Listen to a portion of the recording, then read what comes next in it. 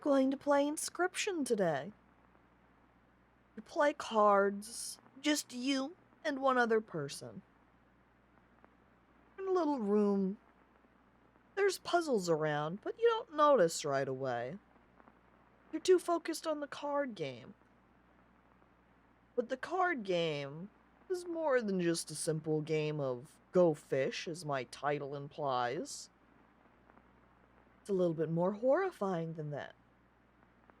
Or maybe completely unhorrifying, I'm not sure.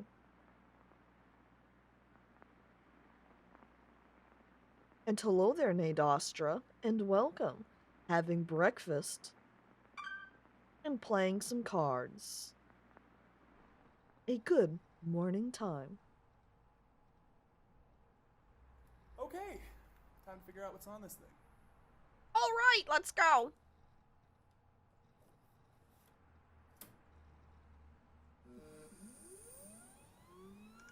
And as Wally says in chat, yeah, don't go wild with backseating.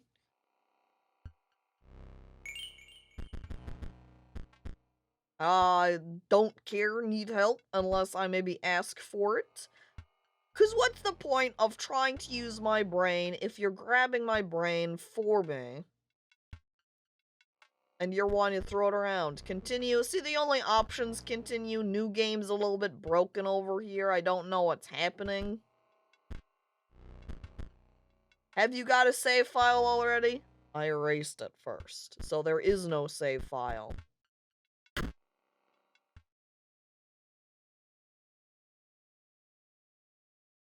Caco, click to pick the thing you want. Well, just because you said that, I'm not going to. So we're just gonna stare at the screen the entire time. Oh, Rome.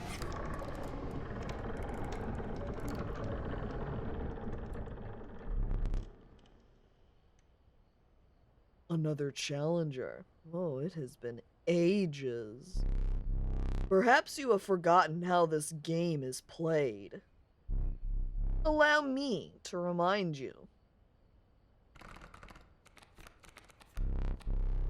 Play the squirrel card. Okay, I put him here. Now play your stoat. Okay. Look at him. Oh, I think he might his eyes are closed there. Unlike the squirrel, he doesn't look like he's having as good of a time. Stoats cost 1 blood. Sacrifices must be made. Gamer, don't play the squirrel card. I slap you. I played it anyway. It's too late. I sacrificed the squirrel. An honorable death. Play the stoat. Okay. Ooh. Wolves require 2 sacrifices. You don't have enough. Ring the bell to end your turn, and commence combat. Okay, I ring the bell. Ding! Are you crying about the squirrel, chat, because I sacrificed it? What? He said sacrifices must be made, and besides, look at the stout. Look how much furrier he is. He looks like such a great guy. I pet the stoat. Your stoat stands unopposed. Oh, nobody's there. Yeah, look at that. The number on the bottom left is its attack power. 1. Oh, my stoat attacks. Oh. Your stoat dealt me 1 damage. I added it to the scale. Sacrifice chat. Is chat a card? I guess it kind of is, because chat is a French word for cat, right? His name was Horatio. If you win if you tip my side all the way down. Oh, look, I won. He cheated for me. Thank you. Like this. My turn. He played a coyote. Your stoat stands in the way of my coyote. Ow! My coyote dealt 2 damage to your stoat. That means your stoat's health is 2 less. A creature's health reaches 0. It dies. Oh. It's your turn again. You may draw from your deck, or you may draw a squirrel. I draw a squirrel. How dull. Yeah, fuck you too. I play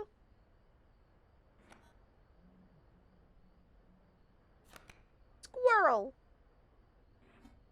And then that means I can play wolf. Wolf demands 2 sacrifices. I can tell by the drop of blood. Bye, squirrel. Bye, Stout. Huh? Haste. What? Stout? Is that card talking to me? I like that this person is nice enough to teach us this new card game. I know! He didn't just completely throw us into it. Fear not. The beast is sacrificed, but not removed from your deck. Oh, okay. I played the wolf card. Wait. Its suffering was real, but you will see it again. Its suffering was real? That mean both the stout and the 2 squirrels we sacrificed felt it? Huh.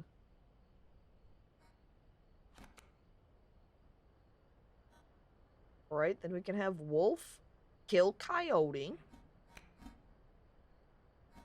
Already drew the card, so we end our turn.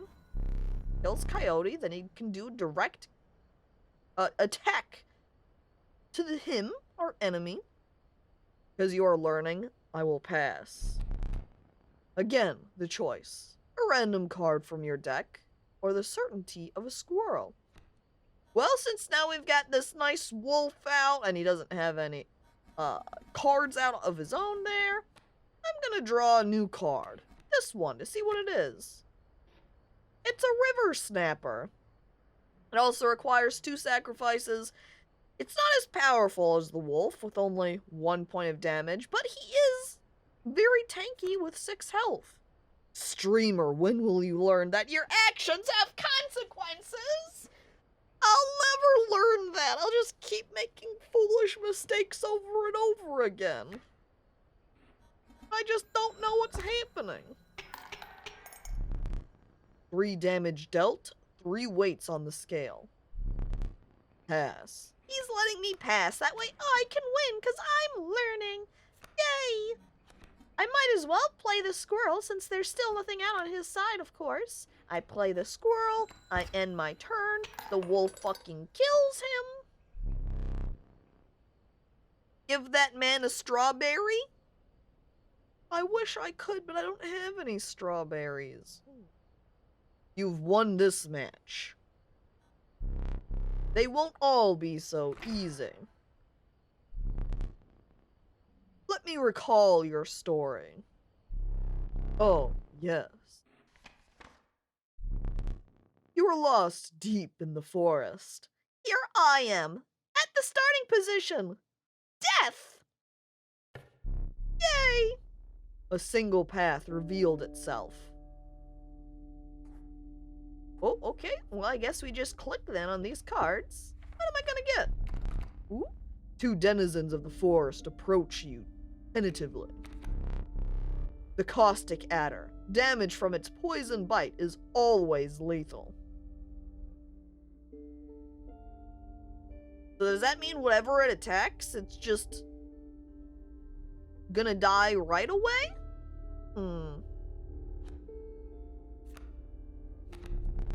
The undying cat. Sacrificing the poor beast does not kill it. Only one may grace your paltry deck. Getting the cat mean I wouldn't have to place it. It would function as an ever-existing squirrel. Let's take it a little bit more defensively, seeing as my deck had like a couple of wolves and then that turtle.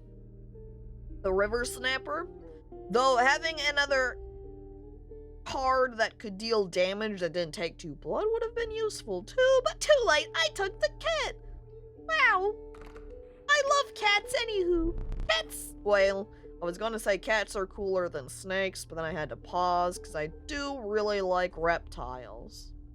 Some of the creatures of the forest seemed willing to follow you.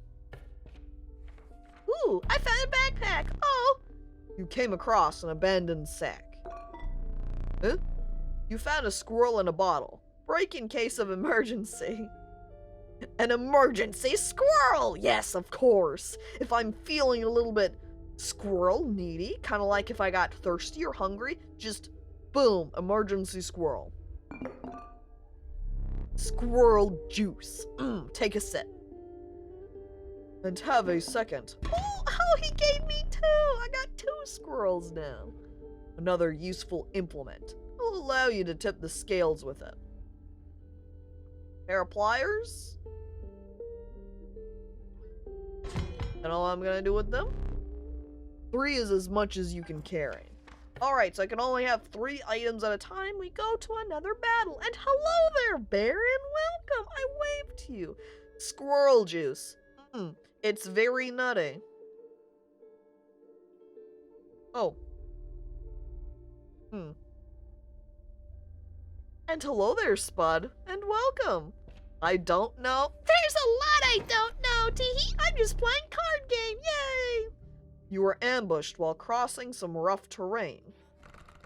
Uh-oh. Oh, what? You sacrificed me while I was sleeping. It was the right play, I get it. Maybe you'll help me? Play along for now. Huh? Okay, you may now see my moves ahead of time. Look at that. Yep, he's gonna put a wolf cub down right there. But apparently the stout is real? Excuse me? I'm gonna play the squirrel. We're gonna keep him up behind one of these stumps here, because that will keep my now cat protected. And then I can go ahead and use the cat to play the stout. And I think we want to stick him then over here, because otherwise he's just gonna attack the stump. Your items may help. Fuck the items. I knock them both over and end my turn.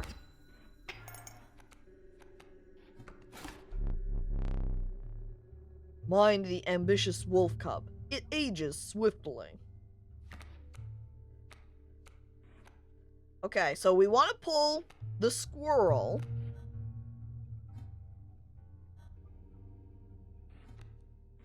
That way we can sacrifice it and get River Snapper. Though we could also pull one of the cards from here, this part of the deck, so we could get a wolf and play that instead, and then squirrel next turn. But I think we can round out our hand, so we'll just go ahead, play squirrel down, River Snapper using cat and squirrel, and there we go. Then we can start working down the stump and draw cards to get ready with a wolf card to play, maybe. Alright, watch them go. A bat? Huh? The airborne bat flies over creatures to attack directly. So flying creatures don't even attack the monster in front of them. So it's kind of a protected spot so you don't get attacked, perhaps? Huh. My bat flew right over your stove. What? Stop it! No!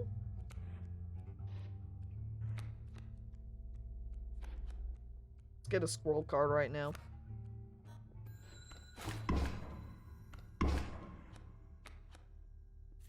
And then I can get my wolf card. And then we can play down the squirrel here. And then, since I'll go first, I should kill his wolf, I think.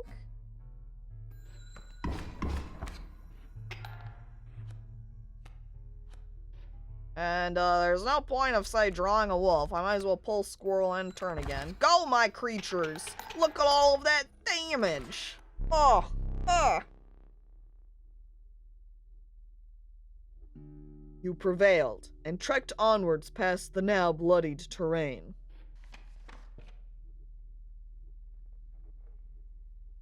Oh, and now we can get some more cards. The random cards. Ooh, the young wolf cub. It grows into a wolf after a single turn, but it only costs 1 blood point. So that makes it so it doesn't cost quite so much for sacrifice. The meek sparrow. An inexpensive, if feeble, flying creature. Well, the flying would be nice, because then we can directly attack with just light damage. So maybe if there's another stump around, it'd come in handy. I take the bird.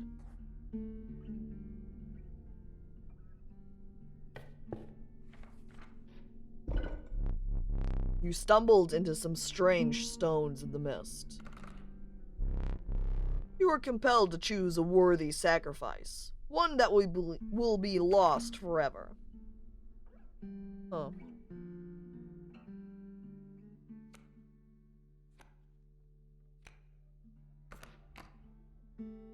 Well, I think we'll keep Sparrow. Pick me! Pick me! Just right here. Yep. Okay. What an honor. And now we can play down the Stout, and we can use... Then he can attack our enemy? See, 'cause look at that. Now he's got the trait. A ghastly spectacle, but the soul of the cat now lives in the Stoat. A cat Stoat. Yes.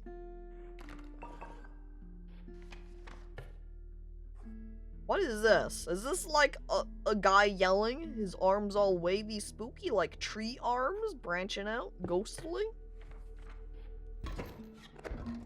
Eh? What? Behold my totem. It inscribes my canine cards with the airborne sigil. It looks like a birdman with his arms in the air like, yeah. I look at the totem that was just put down with the wing on it that gives them the airborne sigil. It sounds like that's pretty fitting. Now instead of a bird that's throwing arms up in air going, yeah. Wait, you see that, right? No care for the rules. Pathetic, really. Only keeps me around to watch me suffer. That's not very nice of him. So he's going to be playing a bat and a coyote down over here. So having someone over here to kind of defend would be, to defend us, be good.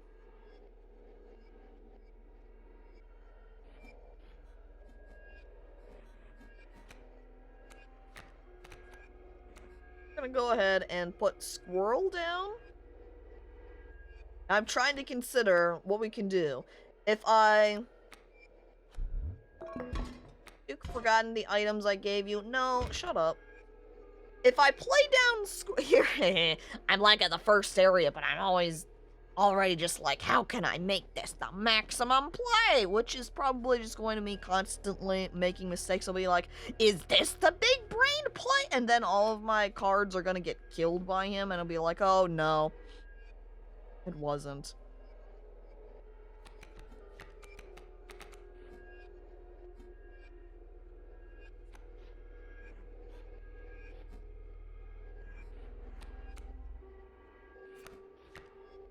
Putting the Stout down makes the most sense in front of one of them, because he can at least take one hit.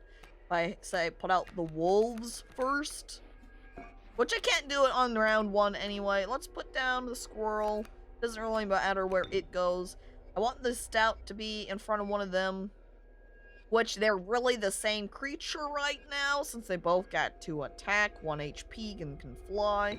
Doesn't really matter which spot I put the Stout in particular. Sacrifice him, put him down. Back of the board. I don't know that needed to put down one of the squirrels right now, so we'll just end. My totem has granted my coyote the power of flight.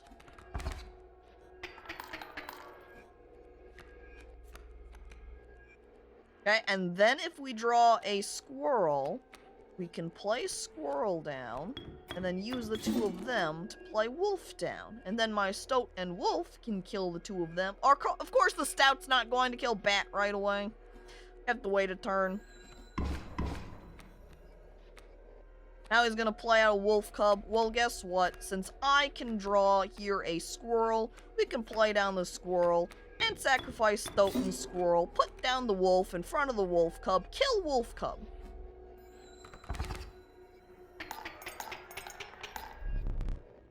You're 1 damage away from winning. I am, aren't I? That was big hit round. Also, he is right, this fight gets pretty rough. Like a dog. Bark, bark, bark. Bark.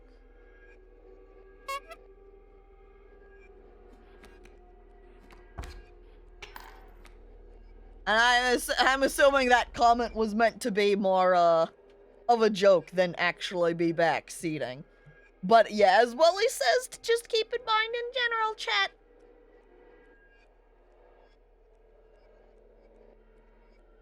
To not actually make anything legitimately backseating tips. Unless I'm like, chat, I don't get it because the rest of the room is going to be puzzly, but we're not out back there yet. I look at the cards. I don't have anything in my hand. It's gonna end this round anyway, because I've got so many or I guess they're not monsters, just animals out. Impressive. You may yet survive this ordeal. Yeah, get fucked. Knock on wood. Okay. Knocked on wood. Ooh, more cards for me! I love getting cards. We've got Adder, the Conniving Raven, a blight upon the skies. A blight? That's not very nice. Also, it does still take 2 sacrifice points for the Adder, I guess. And then another Sparrow. Now, there was one path where we could sacrifice, and if we got Sparrow, we could just steal that away to give somebody else. But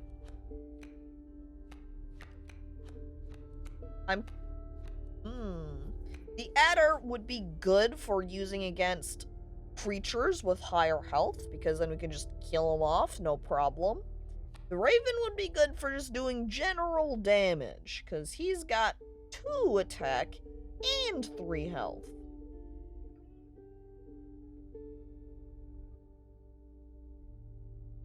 I'm gonna take the Raven right now. No bias, though, that I own a bunch of Crow and Raven stuff. Well, we went with the Raven. So, you've only seen the demo? The trick is that, really, you don't need to have played the game. Okay, let me make a choice here first. We can either do Sacrifice again or Bonfire. I'd like to know what the Bonfire is. When I see people around sometimes in chat, and it'll be an unusual game, and they'll be like, look, I can't even backseat this game because I've never played it. But you can still tell streamer what to do and be like, do this thing, streamer. You don't have to have played the game. By extension, say, there's this +1, and let's say I never notice it, and you, having never played the game, do notice it. You could be like, hey, look, there's a +1 there. You know? You don't have to have played games to backseat them. What is it? You came across a small group of survivors. Oh, we're not telling, we're suggesting. I squint my eyes at you. Look at the little figure guys. Speculating on what things and items do as well. Yeah. There's more ways to backseat than just knowing exactly what to do. Backseating isn't always accurate backseating, you know? Faces shrunken from starvation. They huddled around a campfire. I grab out my weaponry, my animal army. I sacrifice them and I leave. They looked upon your group of creatures and beckoned. Am I gonna sacrifice one of my creatures to them? Hey, streamer! Hey, did you notice the hey, hi! Example of backseating, maybe? Come warm one of your creatures by the fire, one said, lying. Warm it by the fire. That will enhance its power, said another. I squint my eyes at him. You noticed one of the survivors wiping drool from their mouth. They're definitely lying to me. Yeah, look at the stout over here, like, I don't know about that. Do you think with his special move, like this here, would make it so he doesn't actually get killed at this point. Because otherwise it seems like we're definitely just going to kill our creature here. And looking across what I have, I feel like the sparrow being the weakest would be maybe the safest one to do. Because I'm nervous it is just going to actually eat them and not give them a point, especially with this little icon being some teeth. Ooh.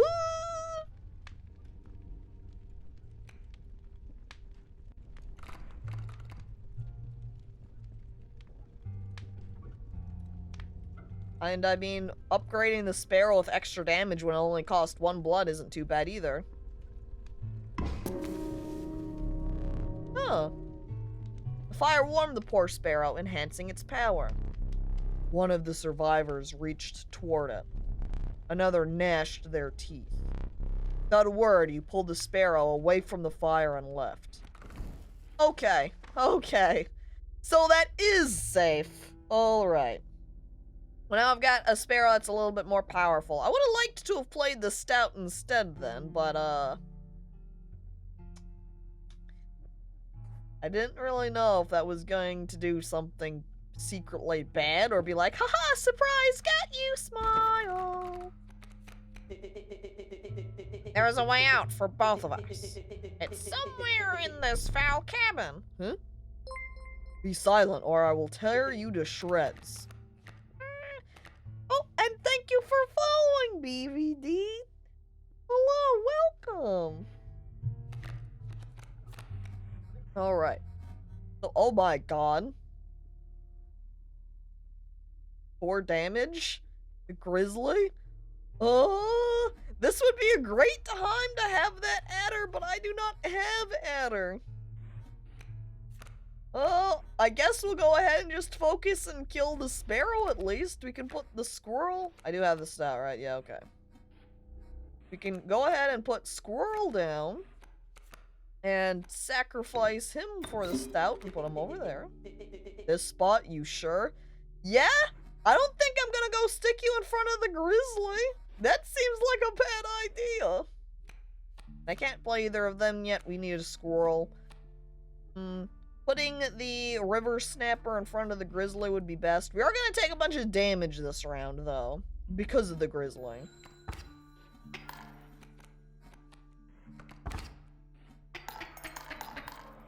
Yeah, basically dying. Then we're going to go ahead and pull squirrel. Now, there's kind of 2 routes where we can go here. I think we're going to put down the river snapper so we can just deal a little bit of damage down on this grizzly here.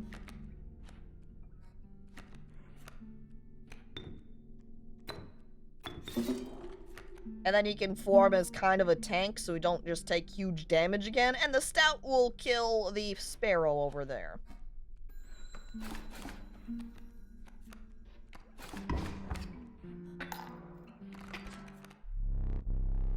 Of course, then again,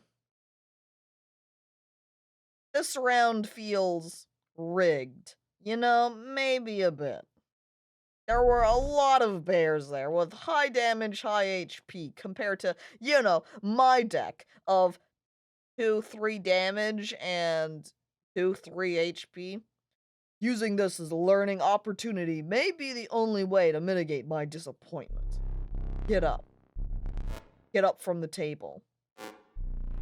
Fetch me the candlestick from atop the barrel beside the door.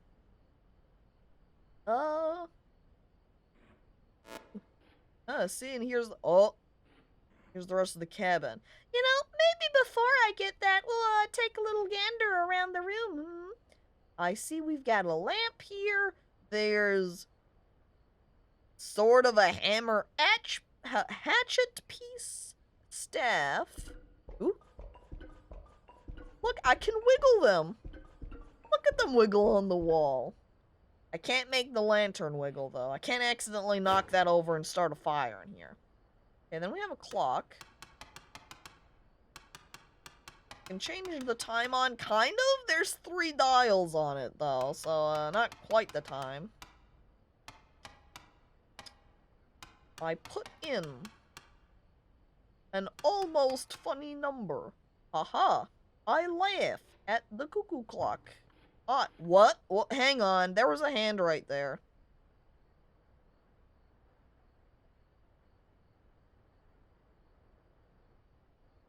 I sweat nervously. We've got a picture here. Or an empty frame. It looks much more like an empty frame.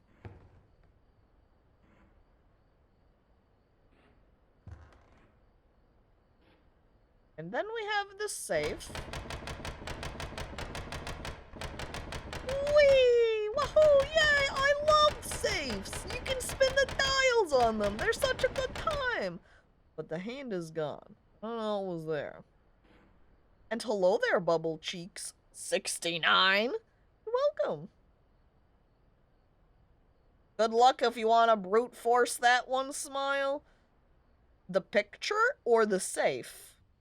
Because three dials does make it a little bit harder to brute force, I imagine. There's a door. Ah, yes. Locked. Just like the room to the stream. Guess I just need a key for that one. Ooh. Then we've got a... Ooh. Oh. He doesn't want to share the dagger! No, but I wanted the dagger! Oh.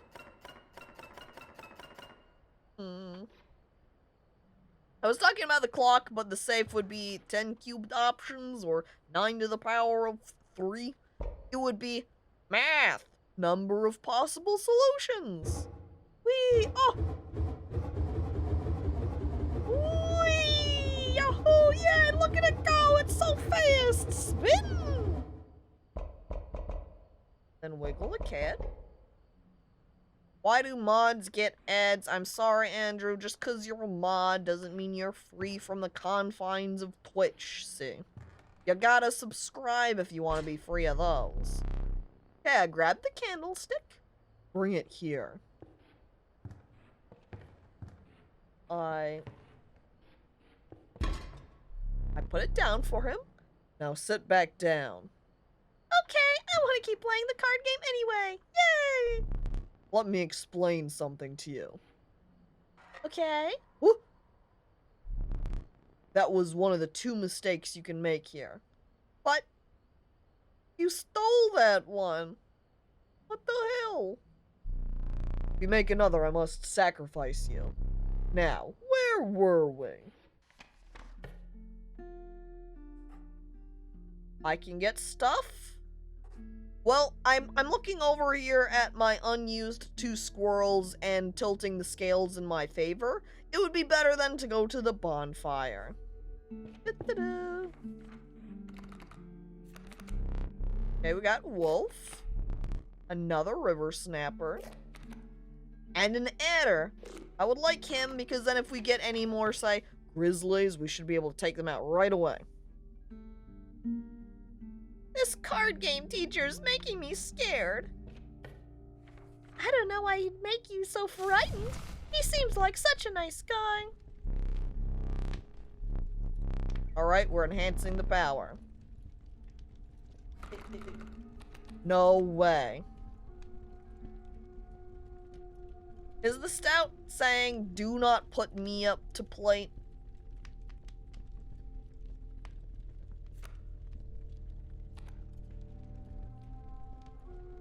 Do you think if I put the stout up there, they would eat the stout, but if I use any other cards, I would be okay? I guess there's only one way to find out. Ding!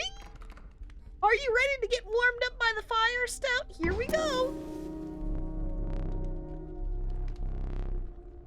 One of the survivors began pulling a knife from their pocket. You withdrew.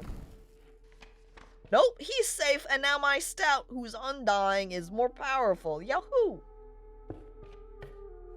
And is this supposed to be like a boss fight? What? Ooh, we've got fancy decorations this time. Look, it really sets the mood. Imagine having your card game DM guy slapping out just a bunch of foliage around to give everything some nice mood. The trees seemed to close in around you as a chill mist descended. In the distance, you could hear the clinking of metal on stone. I go into the options menu. I'm gonna turn down the sound a little bit.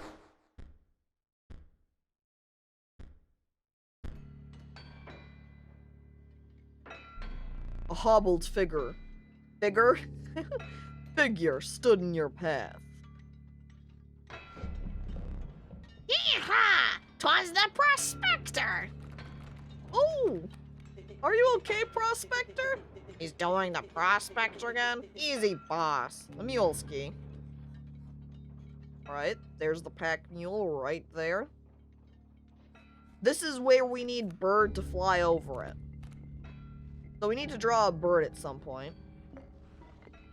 For now, let's play.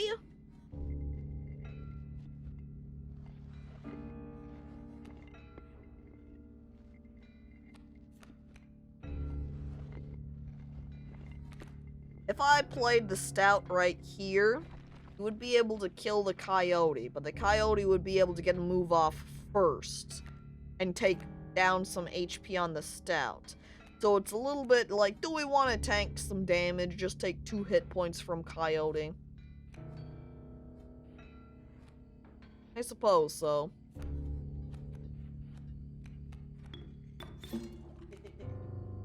Okay. Yes. Okay.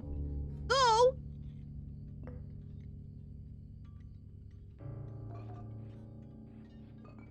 I can also go ahead and use Pocket Squirrel and play Pocket Squirrel so that I can play an extra wolf down on the table. Look at all that damage. I hope you didn't think it would be that. I guess he's playing the Prospector still. No, kind of. I don't know if he's doing Prospector voice right now. I hope you didn't think it would be that easy. What the hell? There's gold in them cards. He stole one of the... Oh, what? What? What? What? Gold! I've struck gold! What? My cards!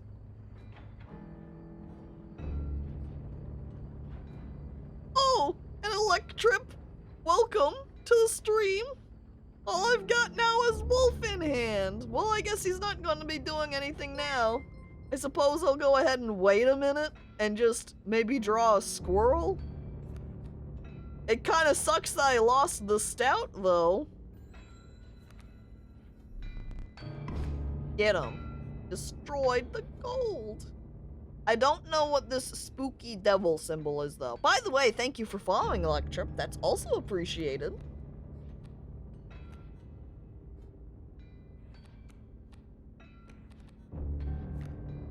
Okay. Puzzle place. Grab squirrel. What?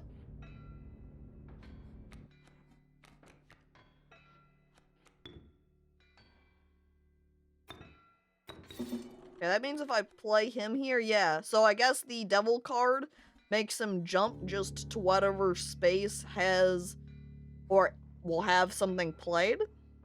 Which I'm okay with because that means the wolf's just going to kill him. I'll take him out. Boom. And see, then he foolishly has the adder right here, so just gonna come out and attack that gold nugget instead. So...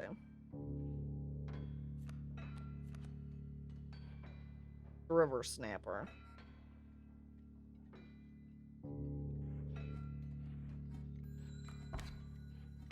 I suppose I'll just end turn again. Instantly killing the gold, not my gold. I wonder, since it says that the poison is lethal, if that applies when it's attacking me, the player, as well. Does it just instantly kill me?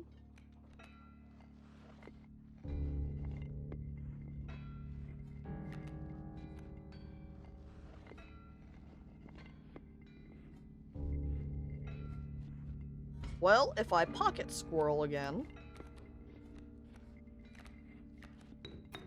then I can play the river snapper down and just kill him, because Adder's only got 1 health. So that means river snapper will kill him.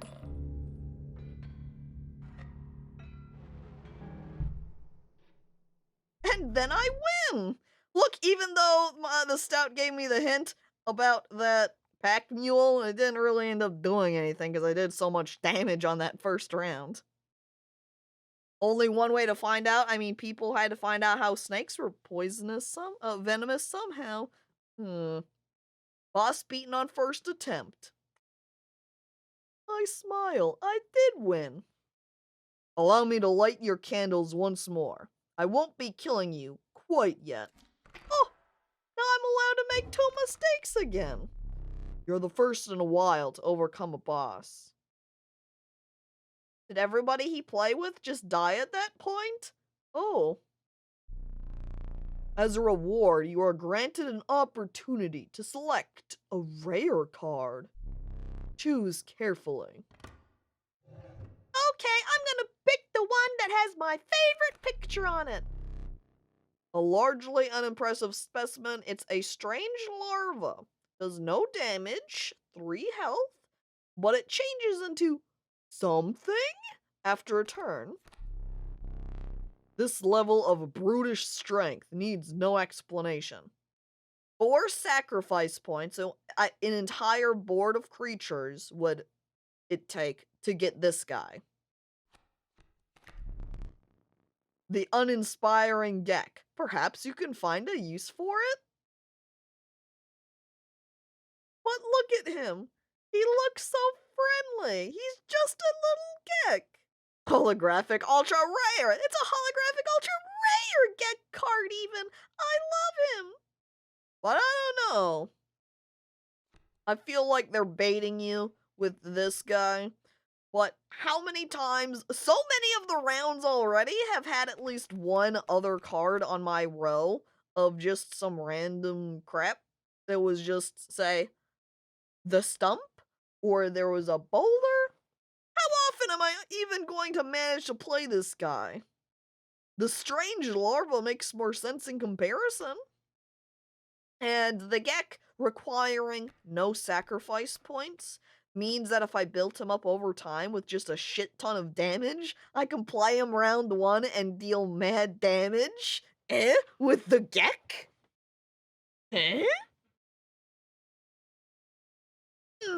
You know, now I'm tempted with him. I grab the Gek. I wonder if he likes 100 Gek? I don't know, but hello there, Jumbie. Maybe you could go have a nice little conversation with Gek and see if he does. With the sound of the prospector's pickaxe still ringing in your ears, you carried onwards.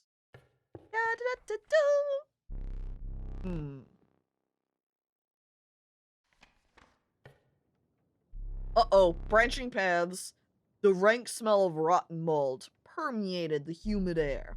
Every step forward was answered by some nearby slip or slither. You tread cautiously into the wetlands.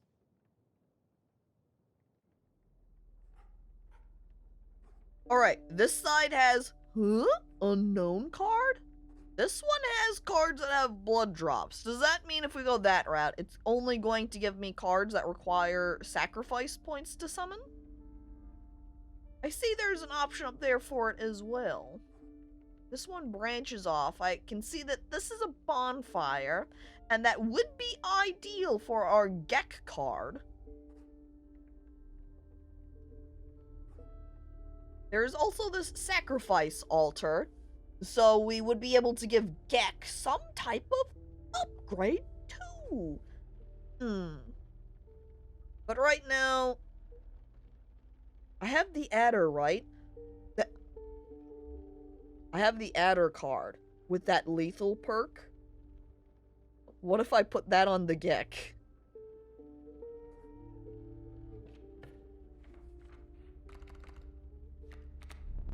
Oh, random? Okay. The Fervid Mantis. Its prying claws strike both to the left and right. So I guess this is saying here that the Mantis, rather than attacking straight forward, attacks left and right. Which means that that Gek could deal double damage. Does the Mantis then count as dealing double damage? A flying gecko. I don't know that having a flying Gek would be great. Because if it's going to skip whatever... I guess that's a little bit of a toss-up, depending on if our enemy up... Woo! Alright, I was gonna look at enemy above us, but instead I looked at all of my cards in my deck. The Bountiful Warren. It spawns a rabbit when it is played.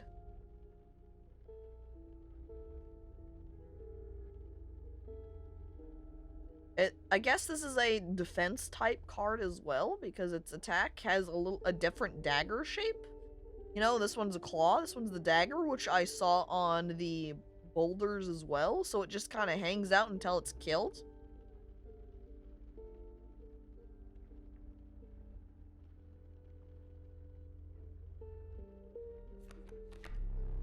And the elusive river otter. It submerges itself during my turn.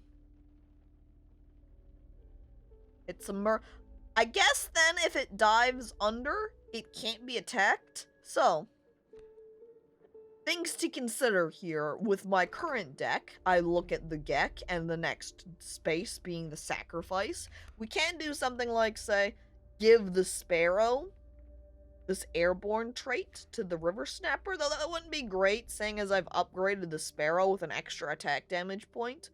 I could do, say, the wolves and give them an upgrade, make it so that they can attack in the two different directions.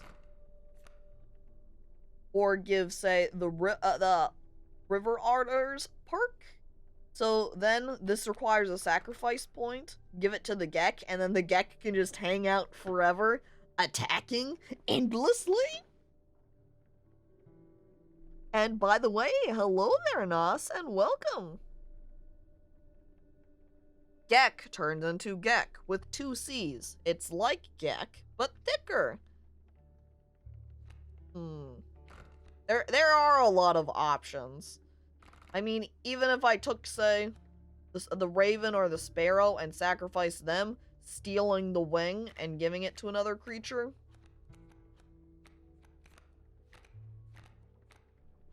Looking around, I kind of think I'm just going to take the adder and give it to the Gek. Because the difference between them right now is just the adder takes 2 sacrifice points. So it would make it so that I'd have lethal on Gek, and the Gek requires no sacrifice. So, a deadly Gek. And then we can just take one of these guys to get their points. I think the Mantis would be nice, because then I could use him to, say, defend the Gek, put Mantis down next to Gek, then Mantis can attack the guy here. No, extra. Yeah. I take the Mantis. Go to the sacrifice table. I lay down the adder snake. I put up the friendly Gek. The friendly Gek becomes a little bit more lethal. Gek mine, yes! Yes! And then when we get to the bonfire, too, we can give him an extra attack point.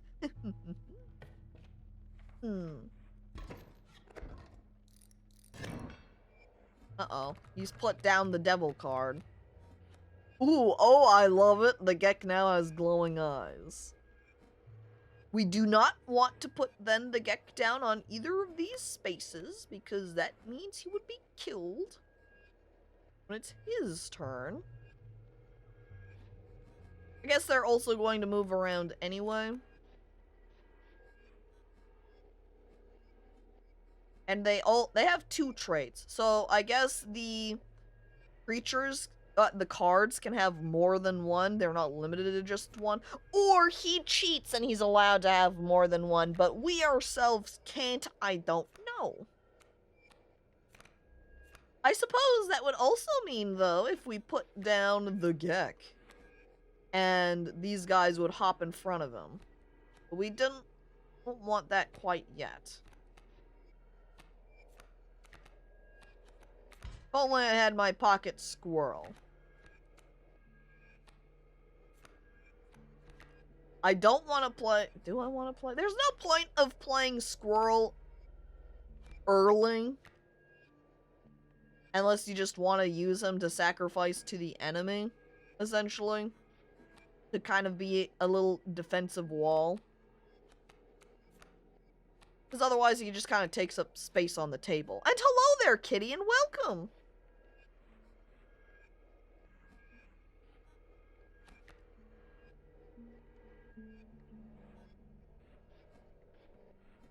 Yeah, if I put the Gek there and he came out on his turn, he would just kill Gek. So, I don't want Gek in a safer spot.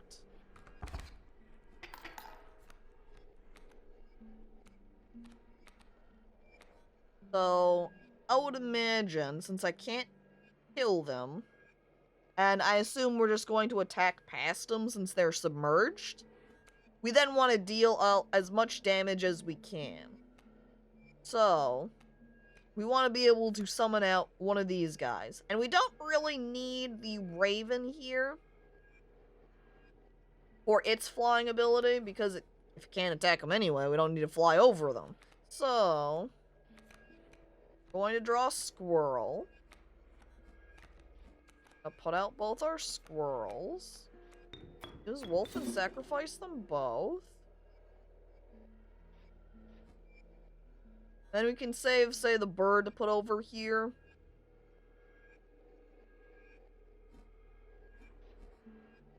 As I'm pondering the cards I have.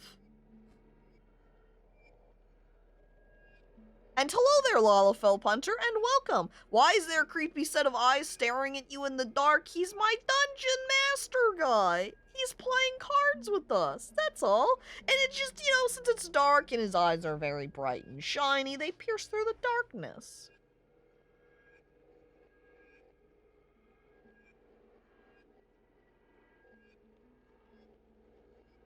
I feel like if I play the wolf in front of one of these submerged cards, actually.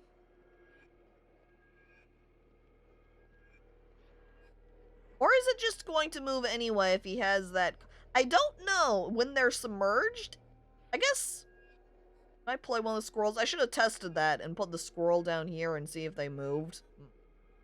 Because if I put wolf here, he's gonna get attacked and killed by one of these guys. But if I play him over here, he's safe and I'll take damage regardless. And then I can just have, say, the snapper out to tank. That would have been good to just play out River Snapper on one of these guys, one of these spaces, so that they wouldn't be able. No, they had wings, didn't they? These guys, so it wouldn't have mattered anyway. I'm gonna play the wolf over here.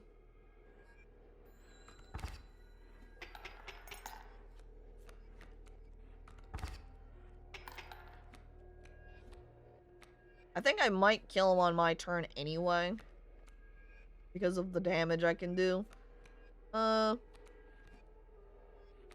I need to build up some some squirrels in order to summon anything else. So I guess I'm just going to draw another squirrel. And yeah, it didn't matter. I was winning that turn anyway because of the damage. So, okay, it feels, I can't help but overthink things, chat. I just, I sit and I think and I ponder. I got to level 20 on all classes on Slay the Spire. Man, everyone talks about how great Slay the Spire is, and I've never played it. I really should at some point. And I see that I can back up off the table now completely. So I guess if there's any time that I want to check something out in the room, I'm able to do so. Gwent was the only card I really got into, and it was a side part of The Witcher. Oops. No one asks, how is Slay the Spire? Aw, jeez. Must make a different kind of choice now.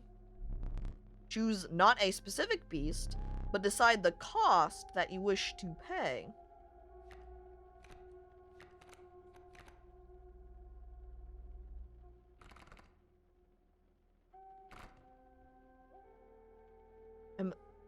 I ponder. Does this mean, say, the cost I wish to pay to sacrifice my own cards? I'm thinking what it means is that the options he's going to give me are the cost of the cards.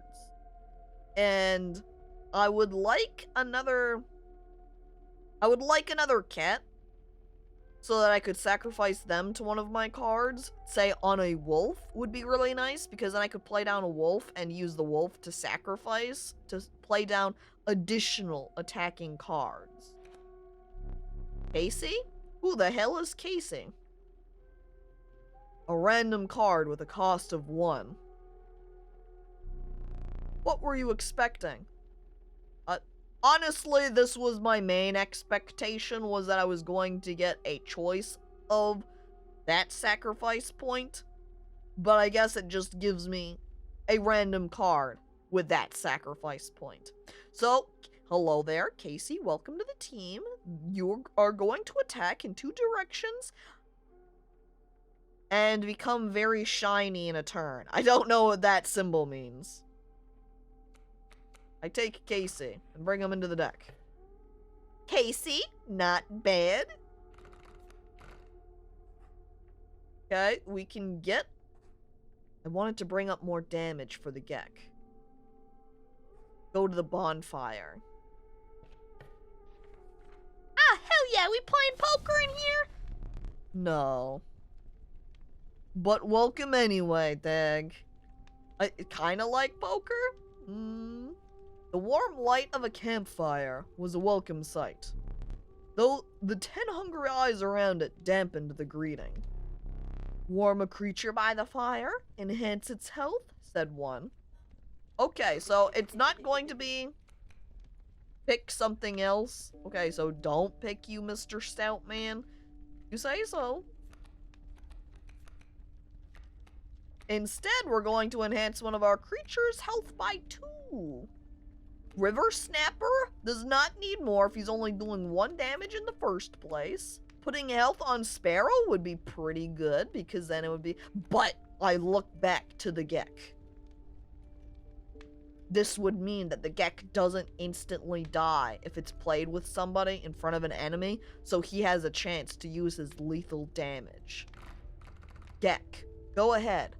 I let him up to take a seat by the fire. Gek looks nervously back at me, and he looks at all of the survivors who look very hungry. Are you sure about this? I'm sure.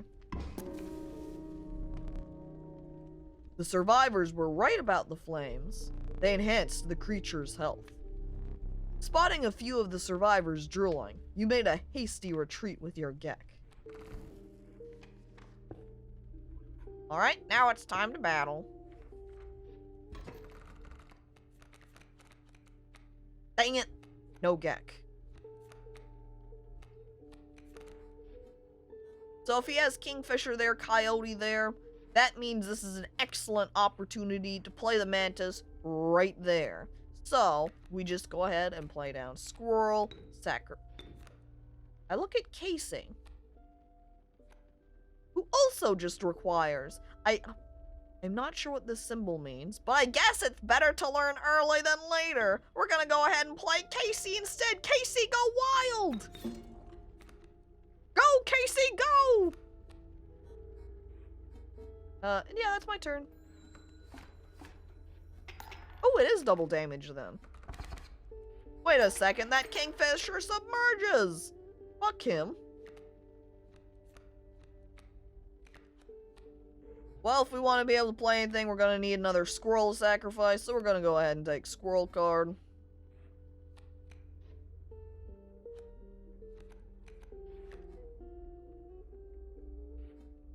And he does 2 damage there. And if I played Mantis right here in front of Coyote, he's just gonna die, isn't he? But then then it's the best place to be. I almost might just, I don't know.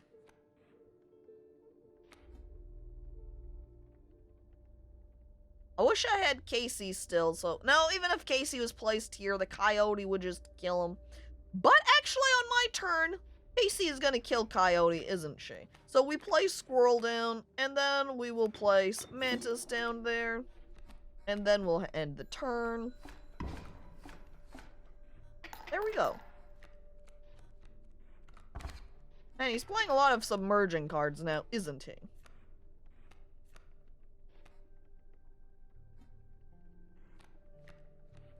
Just take a squirrel, and the next turn we can get another squirrel, and then we could play down the Raven.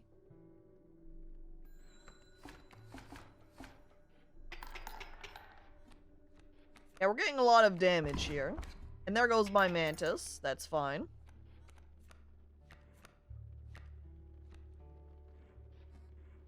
Because I think we had on the scale... Can I look at the scale? Look over at the scale. That's like 1, 2, 3, 4, I think. We're not gonna... And Raven has 2 damage. Raven flying isn't particularly useful. Raven had 3 health. I guess, though, when they submerged too, that means I can't remember what cards they had played down, but I think that one was the Sea Otter right here. And the Sea Otter only does, like, the 1 damage.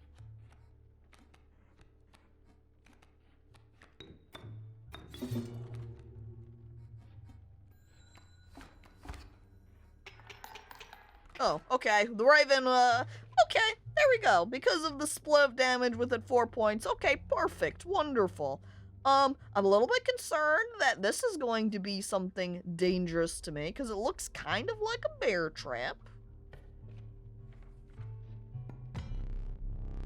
You were stopped along the way by a trapper looking to liquidate his pelts. There was something uncanny about his appearance, but you were quickly distracted by his wares. Hang on, is that a bear trap and a knife in his hand? Can I have those? I ignore his strange appearance. Care to look at me pelts?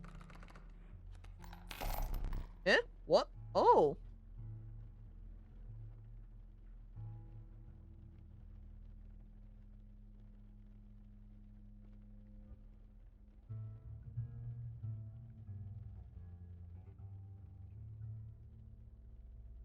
Oh, sorry. Okay. The trapper dealt in teeth.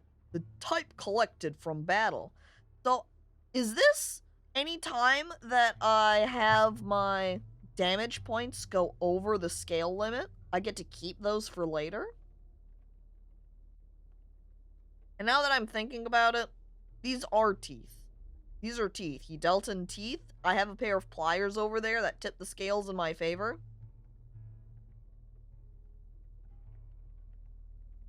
I grow concerned.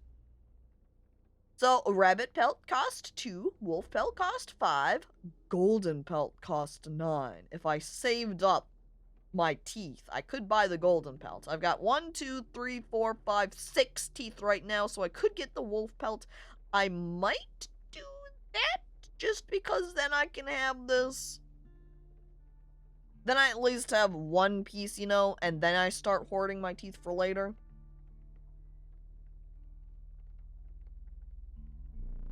They are gained by dealing damage greater than what is needed to win a match. Yep, I was right. I point at it. I was right.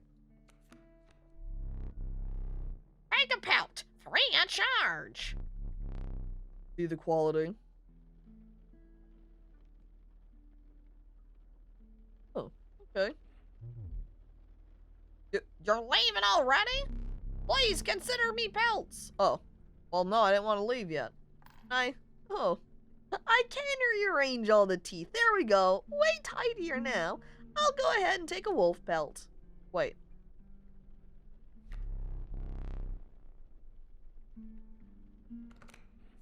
Okay, I did take both of them. For a second, the way it stacked them over, I was like, hang on, did I just trade out my pelt for a free pelt for paid pelt? And I only get 1? Oh. Pound stable and rhythm. Teeth, teeth, teeth, teeth. I want more teeth. We need to deal more damage so we can get more teeth. Yes. Thanks for your business. Oh, and thank you for following, Casual Koala. Appreciate it, and hello to you as well. The man assured you of the value of the pelts. They appear to be useless in a fight, but he mentioned that the trader further down the path would reward you for them. Trader? I'll look further up the path. Not seeing any trader cards. I do see another bonfire, the perfect place to make my Gek more powerful. And then we can get sacrifice cards.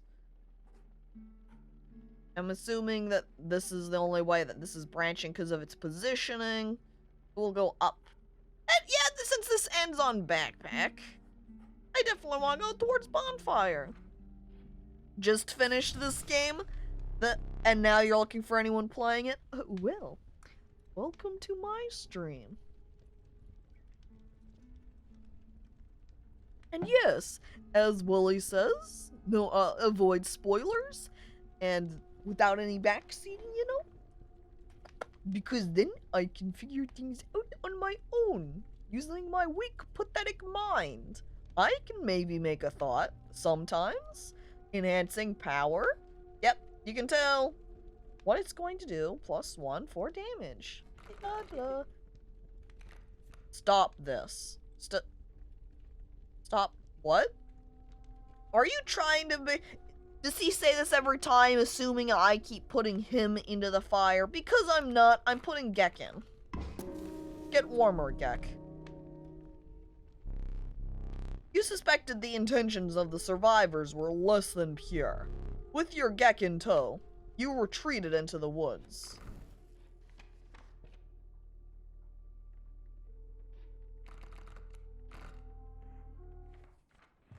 Don't want to back out quite yet. We go forward to this other skull. I think what these are, that symbol is a skull for the fight.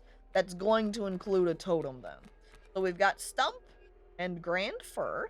See, this would be an excellent time to have that bird be able to fly over the stump. Oh, hell yeah. We've got Gek in hand.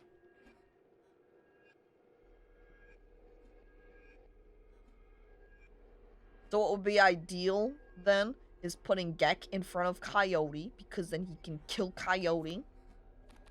I place Gek down. Let's see. And then we've got River Snapper, which would be great for some defense. So maybe we can stick him, say, down right here. There's no point of putting down the squirrel quite yet. End turn.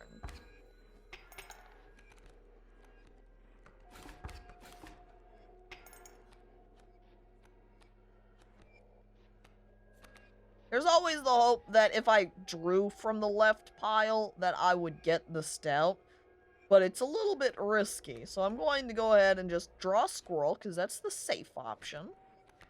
Squirrel. Squirrel. And if we put the raven down here, we would be able to do direct damage. But I think what I might rather do is put the river snapper down here, so I can use him to defend us, so that our enemy can't deal damage. Oh my god. Did I neglect to mention overkill damage? You might have forgotten to mention that, yes, but hey, I love it. That's a buff Gek. Yeah, strong Gek energy. The Gek is now... Forget the stout. Gek is now my main card. Fucking killed that thing. Yes. Yes. He did forget to say it. Excess damage is not wasted. I really only bought and checked out this game because it was made by the Hex Pony Island devs, and wow, I was not disappointed. Yeah, when I saw this too and was like, wait, this is by Daniel Mullins. Oh, Hex Pony Island. Why, yes, I will take this. Thank you. Same dev, all good games. It carries over to the card behind the mangled corpse of the victim. Lucky for you. This is lucky for me because on his side, he's able to play out all of these cards and then I can attack. Whereas on my side, I don't have any pre-planned moves. Yes? We need the Gek to purify the water. What water? I like then just the 1 damage. See, and then my River Snapper can just tank for 6 turns that guy. And I don't get any damage.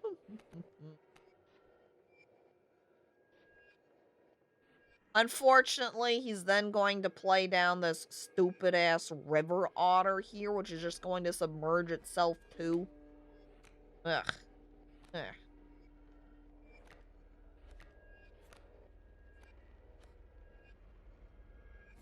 Yeah. If we draw a Squirrel, we'll be able to have Squirrel this turn. He's going to destroy the fur. We'll be able to pull another Squirrel and place him down here, and then put our Raven behind the stump and be able to attack from behind that.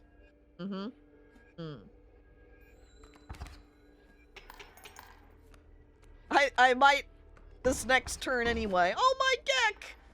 Oh. I miss Gek already.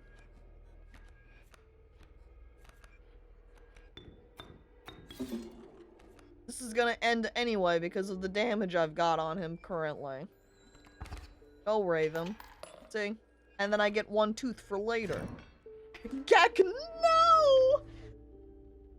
I miss the Gek. The Gek died protecting me. Oh. And I would like to continue getting some more 1-point sacrifice cards. I look up at my deck because we have 1, 2, 3, 4, 1-point sacrifice. And then we have 1, 2, 3, 4. Oh, I guess we're even then, huh? Okay. Wait, no, these are random card. Oh, no, sorry. Because they were still upside down, it slipped my memory. I was like, did I just confuse myself? No, I was right.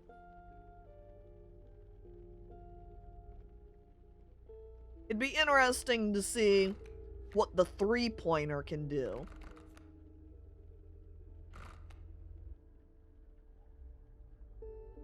But then the 3-pointer kind of fills up my hand, you know? So if I want to take from my damage dealing side, if I drew the 3-point at the beginning,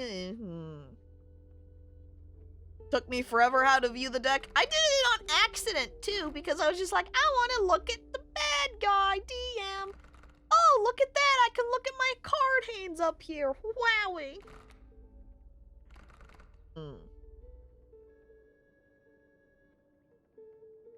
If I build my deck focusing on Gek, a Raven Egg, oh, this is better than the Raven. I'm gonna send Raven, it's no less conniving in its incubation. Well, I guess it's not straight, you know, better than the Raven, but it's easier to play. Especially if we had another spot where there was, say, that stump, then we can play it behind the stump. It is safe, and then it can hatch, and then it can attack. Come on, Raven Egg. Let's go. Oh, then it's like it has a parent in my deck since I already have a Raven card. How nice.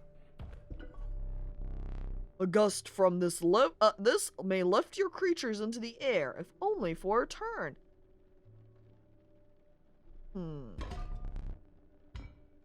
So I can have this, which is temporary flight, another pair of pliers, or pocket squirrel. And I've already got some pliers, so I think we'll go ahead and take that. And then we'll take pocket squirrel. And then that kind of rounds out the items I've got from to use. Oh, I see it's boss time. And hello there, Sir Wallace Beans, and welcome.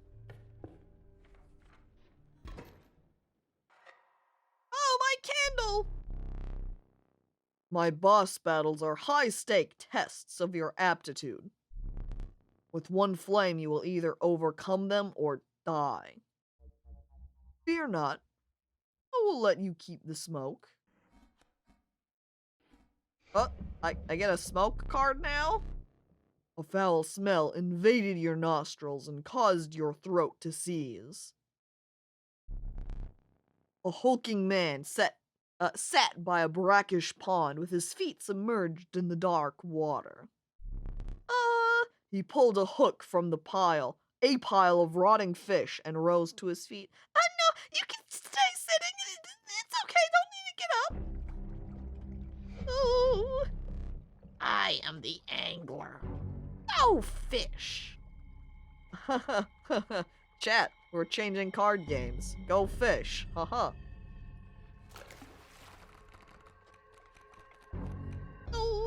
Oh, I got the stout in my hand this time. Hell yeah.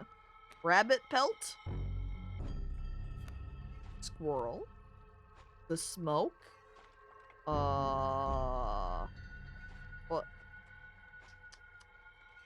What does the smoke do?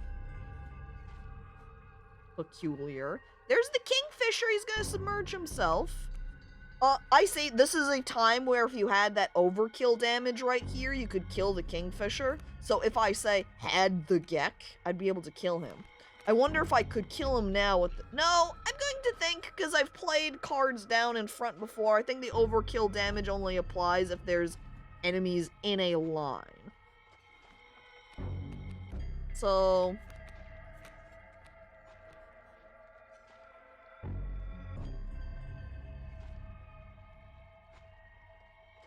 I ponder here. I don't know that I want to put the stout down in front of the kingfisher, because I'd like to be able to have him live a bit longer, just so I can be using his sacrifice points. So, we'll put squirrel down here. I wonder what happens if I say put smoke in front of, like right here. I want to know what the smoke does.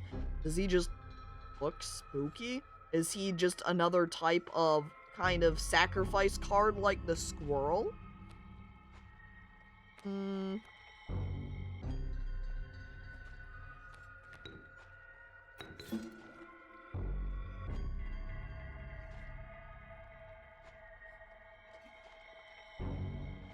Thinking. Yeah, we'll put the stoke there. Total misplay. Excuse me, rude.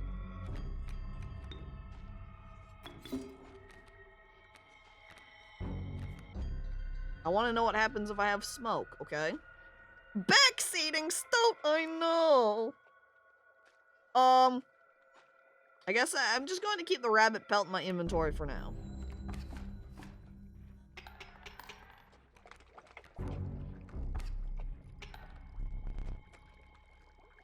Alright, so I guess the smoke maybe just takes up space on the board. Which fish? Hard choose. I sweat? Maybe I shouldn't play everything at once on boss battle turns, because then he just wipes out my cards that I've played. Wait. Did he just hook the smoke? I don't mind that! Why don't you just take the smoke away from me? I don't need it. It's cool. Okay, rather than taking the squirrel, I'm gonna go ahead and see what we're gonna draw from here. Oh, a raven egg. 1 sacrifice point? Don't mind if I do. Crusher fish. Easy choose. Oh. I guess he targets whatever has been played most recently. Ooh. Okay, so if I right-click, it gives me information about my cards.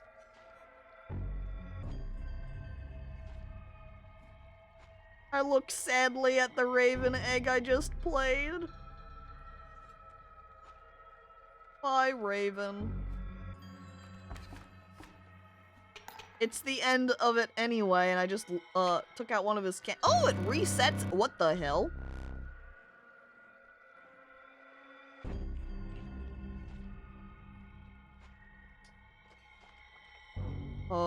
Chet, did the DM just cheat? Did I just play that card and the DM wagged his finger at me and said, no, no, no, no, no. The DM wins. The DM won once again. DM, why? Oh. Too fast. Too soon. Raven, can you do something for me, please? I meekly draw a squirrel from my draw pile.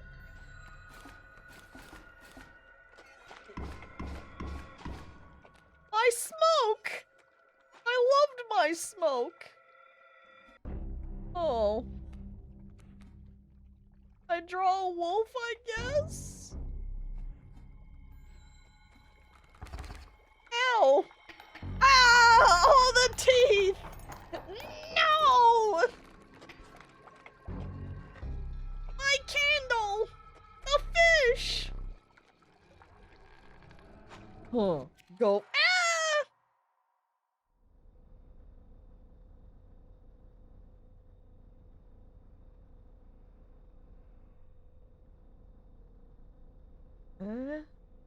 Ah! Eh? You aren't dead yet. This isn't purgatory. Though you may think of it that way. Before you expire, I must ask you a favor. I would like a memento. Your very own death card. Death card? What? DM really did just pull the fuck you, I win. I know, what the hell? It's quite plain at the moment, isn't it? If you give me a marker, I can draw a picture on it. You know, if you gave me a mirror, if this is supposed to be my own card, then I could draw myself. We will work together to amend that. I want this to be the perfect memento of you. I guess it would be neat to have a card after me if I'm, you know, gonna die. If only we got... Ooh. Here are some cards from your mediocre deck. Mediocre? We can put them to good use. Please choose a card to draw the cost from. I'm looking at Gek. I really don't want to use Gek. How does this work?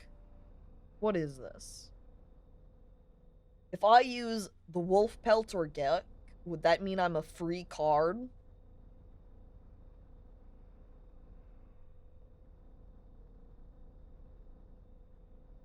We are Gek main, that's true. I pull the Gek main. A cost of free from the Gek.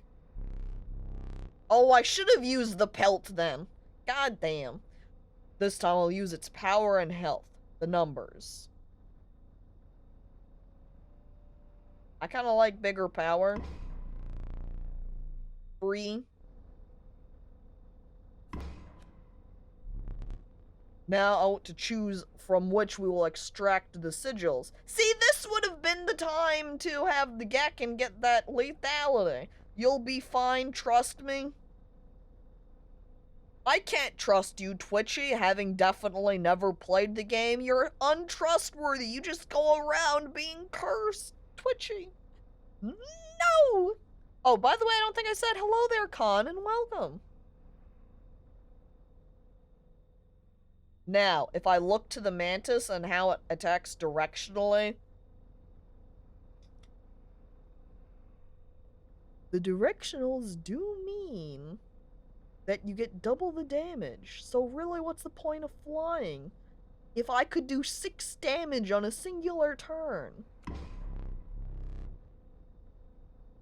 A sigil of bifurcated strike from the mantis. Never did ask your name. We get to name the card. Gecko. It's me. This is my card. A card. Oh man, I could have named it Cardco. Now there is but one final matter. The portrait. Are you ready? Hang on, I don't think I did my hair yet. You do not need to smile. But I look better when I smile. Do the pog. Oh, I forgot to. I could have been pogging for my portrait. Oh man. Here we go again. Another challenger. Perhaps it is time. Perhaps you can understand bones. The resourceful opossum costs 2 bones. What? What? So we have blood and bones now?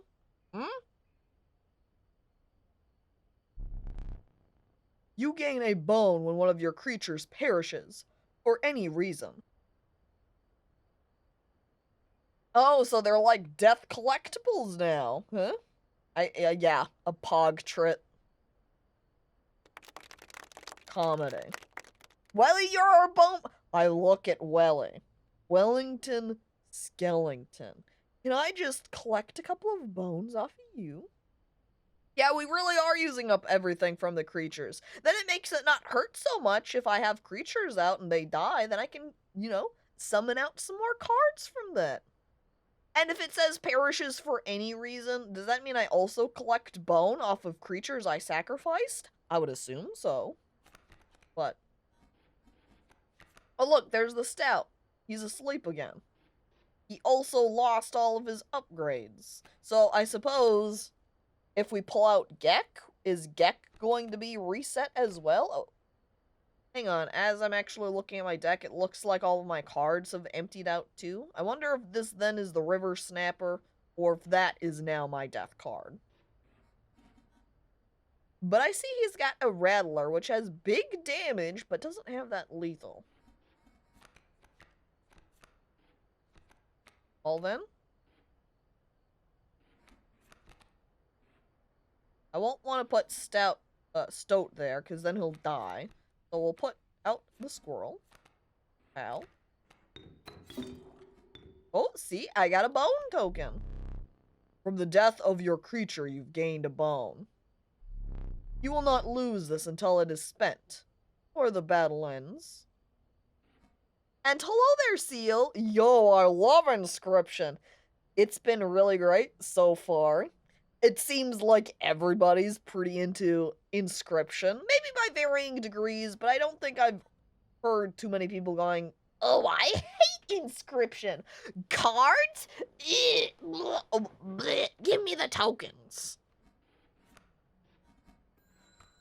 That's my turn. 1 damage. Ow.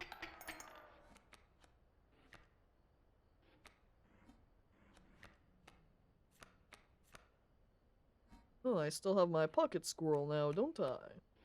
And oh, he only had 1 HP. Oh well, don't mind if I do. I draw a squirrel, I use pocket squirrel. Squirrel. Squirrel. And then we just wolf him.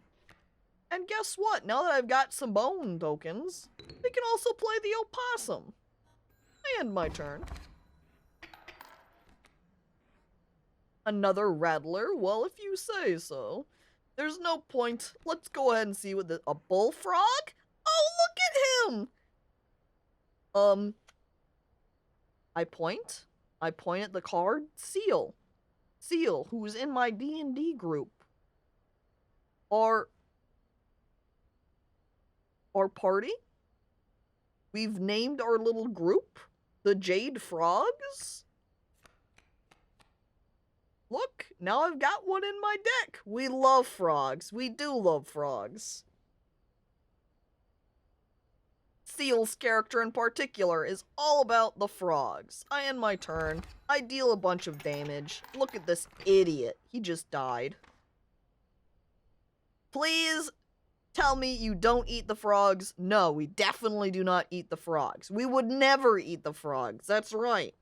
And hello there, Sea Kale, and welcome. I served the frog god, exactly. Okay, here we go at the start. Oh. I forgot your figurine. Get up and fetch it for me. Okay. It's beside the safe. What an idiot! This DM is so ill-prepared. I walk over next to the safe of the figurines. I suppose this one that's extra shiny and is out in front is me. And I see the safe now wiggling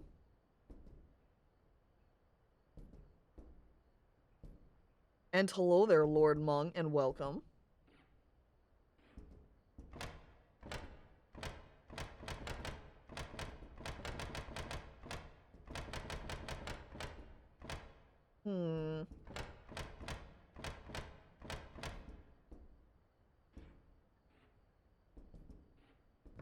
Let's take another little gander around the room. We've still got dagger here.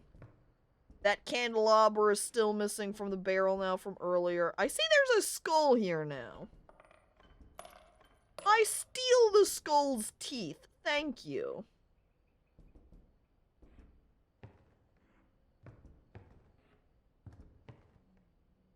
There's also a book. Is this the rule book? It is the rule book. Huh. Oh. Mighty Leap. Bifurcated Strike. Oh my god. Trifurcated Strike. A card bearing the sigil will strike each opposing space to the left, right, and center. This is extremely powerful. I want a card with this upgrade. Probably one of those. Oh. This is one of the payoffs, I guess, if you die. Is that you then can use extremely powerful cards to say, if I had, like how I used the Gek to make my death card cost 0. If I then had, say, a 4 blood sacrifice card in my deck, I could have given that 7 damage, 7 HP power to my card that cost nothing to summon? Oh my god. If I could get that. Also, I'm being terrible about saying hello. I am just default to lurk until something comes up that I want to talk about. That's what I tend to do a lot of the time as well when I enter a chat. Or I just, give a little emote and then continue to lurk. Maybe I say something here and there, but that's about it. With some exceptions, if, say, there are some streams. Like, if I go over and watch Petri streams, I talk more. Sometimes, anyway, because she streams while I'm at work, so I can only say so much. And hello, I don't think I said that to you either, Shy Guy. Hello and welcome. The only way to win is to die and cheat. I mean, that is a strategy, isn't it? Frozen away. When a card bearing this sigil perishes, the creature inside is released in its place.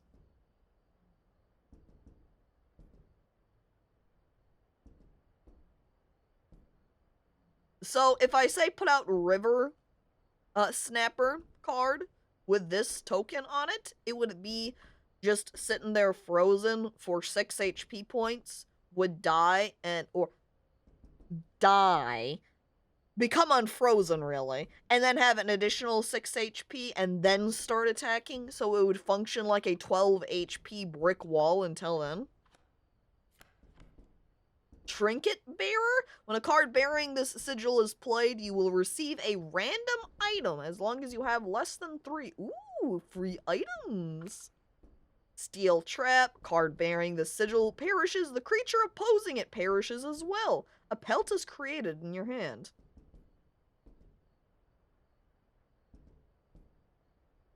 This then is, one of the, if I die, you die with me. Taken out. I don't think we're gonna sit here and go through all the different effects, because say we never come across a card with trap, then it doesn't really matter. We'll just wait and see if we happen across it, and then we can look things up at that point. There's Clock Puzzle again. Well, I guess I'll just sit back down then at the table. Let us continue. Ding! That one. Time for cards. The meager coyote. But what did you expect for only 4 bones? Oh, see, now I can have a card that is the coyote. But mine's not free. I can't just slap it down. I have to pay for it. The nefarious rattler. A brittle creature, once past its monstrous fangs. Cockroach. The unkillable cockroach. It returns to your hand after dying. I'm into that because it would function a little bit like the sacrifice, the undying, like the cat, or when I put that on the stout. I sacrifice it, and then it just comes back to my hand, and I can play it back out later. It just costs a little bit of something. The 4 bones. Cockroach. I'm gonna take you. You know, you're free to get up again. To keep your blood flowing. He's commenting, you know, he's like, hey, if you want to get back up and explore the room, you're free to do so. That's okay, I already know, I'm already aware. Give me the items, please. A rock may get you out of a hard place. Some bone tokens for a rainy night. And then, so we got pocket squirrel, we got emergency money, and we've got boulder, which I could slap down in front of an enemy to use it as a barrier to tank some HP for a little bit. Let me gather up some cards in my hand, I think, and then I'm going to go for the boulder. I could get a second. I can also get temporary flight, and I think that's what I'm going to go for. Because say I have done a bunch of damage to him already, but one of my cards is behind one of the enemies, I could just go, fuck it, and make the guy fly over the enemy, attack directly, and get extra teeth. I'm gonna go with that.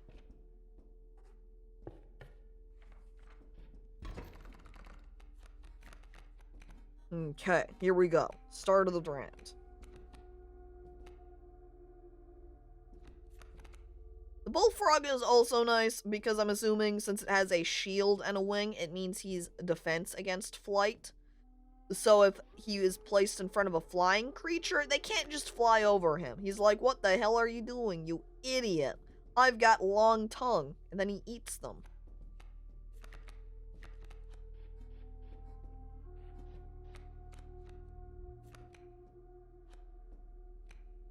Now, since the bullfrog has 2 HP, the wolf cub here... What the hell? Spider. The wolf cub here would be able to be killed by my bullfrog. So, we play out the squirrel. Sacrifice for him. So while the wolf cub might get an attack off on the bullfrog can kill him for me. Bullfrog then proceeds to eat an entire fucking raven. I guess I could have put bullfrog into a separate space also if I could summon something to kill wolf cub. I see now there's also an alpha coming out with this one split. I actually can right click it to pull out the explanation. So, leader. Creatures adjacent to a card bearing this sigil gain 1 power. Oh. That can be a problem. We don't want an alpha to live then next to other monsters, or... I don't know that it makes sense to call these monsters. They're all animals. These animal cards. By the way, hello there, Terrakin, and welcome. So, I won't be able to play anything, even if I pulled from my left-hand side. So we're going to just draw a squirrel this round, and we'll end it. And there goes my bullfrog. And this is where I could play out a boulder and just slap it down in front of the alpha. But that would be bad, actually, I feel, because then the alpha would kind of get some protection as other wolves are put down, unless I say had a split attack enemy or a animal to play. Opossum only costs 2. Haven't drawn. Have a squirrel. If I drew a second squirrel, I'd be able to play my wolf. So, then I can do squirrel. Squirrel. I can then kill his alpha with my wolf. And then we can play down an opossum. Does he not have any cards left? He's not playing anything. What are you doing? A cockroach. Okay. Well, that costs 4 bones. I don't have that. I guess he ran out of cards. I don't know what happened there. And hello there, Colt, and welcome! Is this Yu-Gi-Oh?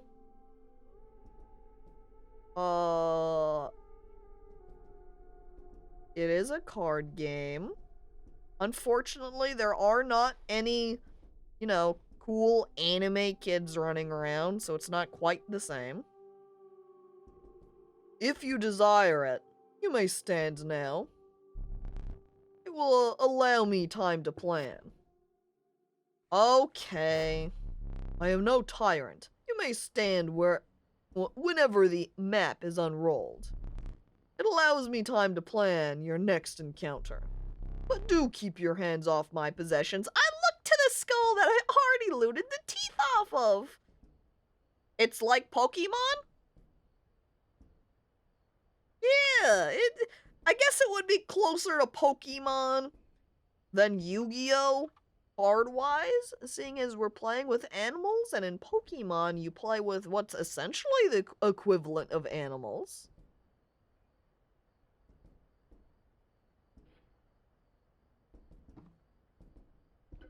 I wiggle his staff some more. I also wiggle his hammer around a little bit. He says to keep my hands off, but, can't stop me.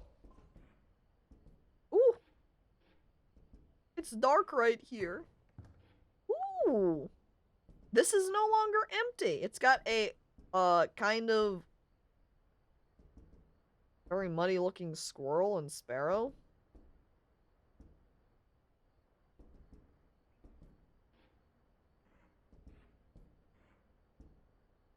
I'm not totally sure what this means right now.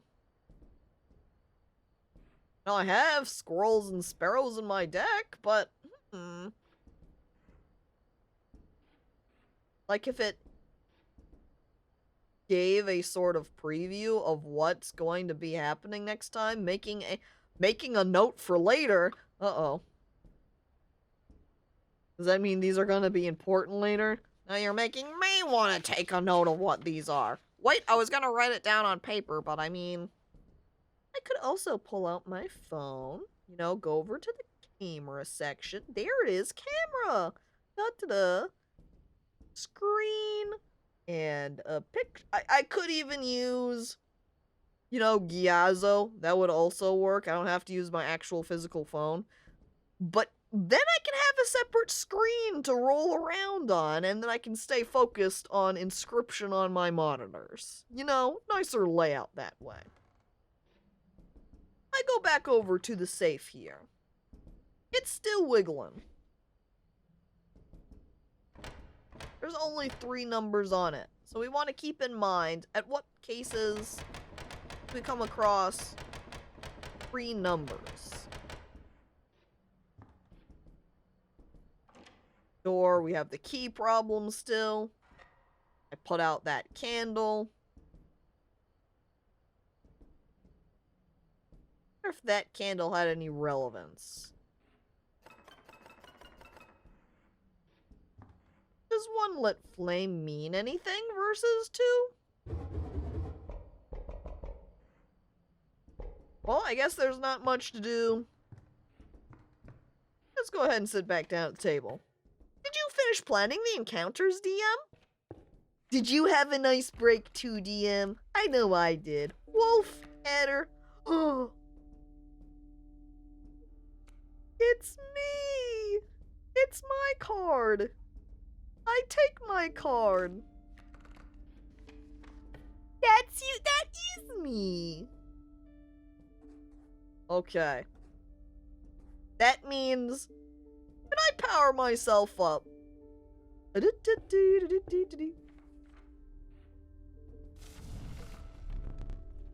crackling fire lit the starving faces of the group of survivors. We have not food, one said. But perhaps one of your creatures will join us. Enhance its power, said another. Oh man, Caco is going to be OP! He's saying nope? It almost makes it look more like he's saying hope. I think that's nope, though. Time to make Caco super buff? Hell yeah. Oh yeah, look at that. That means, chat, with my bifurcated strike. That's 8 damage. Caco looks so done with everything. Fitting! That's my expression right now. I might sound like I'm happy and smiling, but in actuality, I hate everybody. I leave. Oh god, the super buffed Caco is picking her nose with both hands. Stop putting the hand with the shush emote. I don't want to pick my nose, no! And hello there, Muscle Wart, and welcome. Will the Cacard be the only one to rival the Gek? It was formed with the power of Gek. Hate even us? Well, are you smart or something? He usually doesn't even bother teaching about bones. Alright, here's a tip. I saw a past victim writing a passcode in the rule book.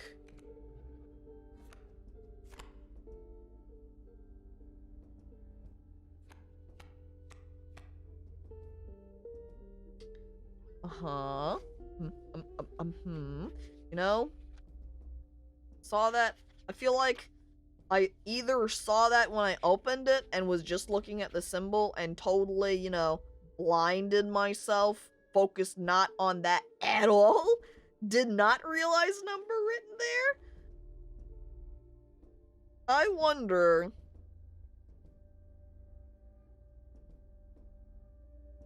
There's another little piece in it. But wait, is this backseating? Do I time out the stoat? I don't know. He is a card. I feel like cards are allowed to say tips, perhaps. And hello there, Slime, and welcome. Ban the stoat? Oh my god, not 69 seconds. I'm a total card. Oh, twitching. Okay.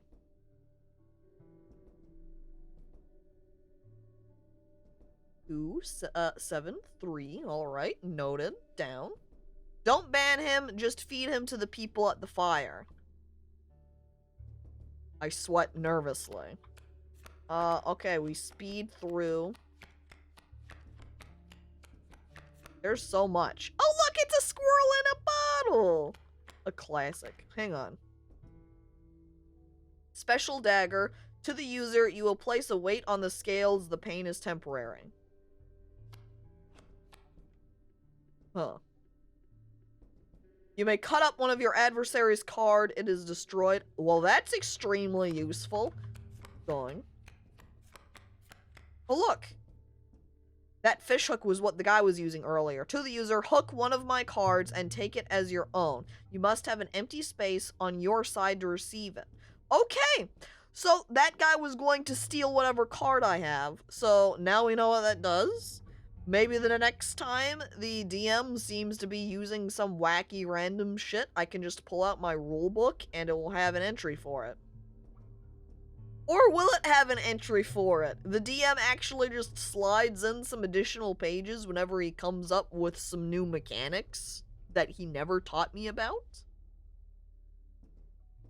The ultimate trap trap card. A pair of scissors and a swift hand. Chop chop.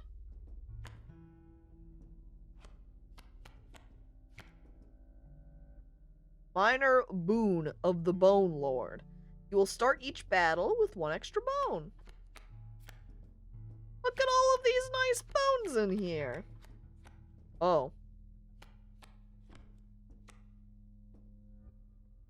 Mirror. Bell. Card counter. The value replaced equal to the number of something. Repressed? Huh. Oh no, Stinky! The creature opposing a card bearing this sigil loses 1 power! Oh no! Imagine if we started playing out some stinky cards. I guess since I'm not seeing any... Yeah, there's the Mighty Leap again. So I guess this is the only piece in this rulebook here. Well, I put it down. Oh no, it's the Stinky! I just looked at that and there he is! He doesn't do any damage, he just reduces power.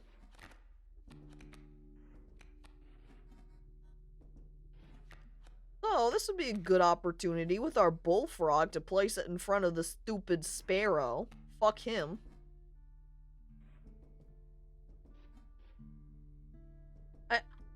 I pause, though. Yeah, we'll do it. Okay. Because this will keep us, yeah, from taking damage. So if we play Bullfrog there, Sparrow will attack. We're good, we're good. Since now the Stout doesn't have his Undying perk that we got from sacrificing last time, there's no point in playing him. Or prioritizing that play. So it just makes it so that the Bullfrog eats the damage rather than the bird just flying over to do it. Draw a squirrel card. Do not place here.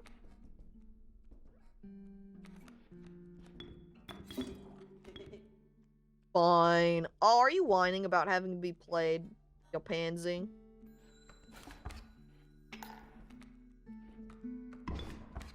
There goes the bullfrog. All I've got now is the wolf, so I'm looking out to what's on the board right now. I'm gonna opt to get this rather than squirrel, because the squirrel won't let me do it. Oh, look, it's me! See, since I've drawn myself, even if I play myself right here and I lose a power, I still deal a shit ton of damage! Go me! Yay, go Caco! Look, now I can end my turn! Look at all that damage! Oh, it's so good! That means he's gonna die next turn. Yay! I guess then we'll just go ahead and take Squirrel and end turn again, and then win. Look at all of that! Oh my god, so many teeth! I need to draw my card more often. And look, there's a bonfire where I could upgrade myself again. Oh, we grabbed the question mark. What cards do we have now? Oh yes, we've gotten the bullfrog before, don't worry. Caco, more like stacked co, 'cause she's buff. I flex my powerful muscles. I am very strong, aren't I? The river snapper would be convenient. Again, as a nice tank. Mantis would be nice for the split damage. But I do have myself in my deck now, so fuck the Mantis, I take river snapper.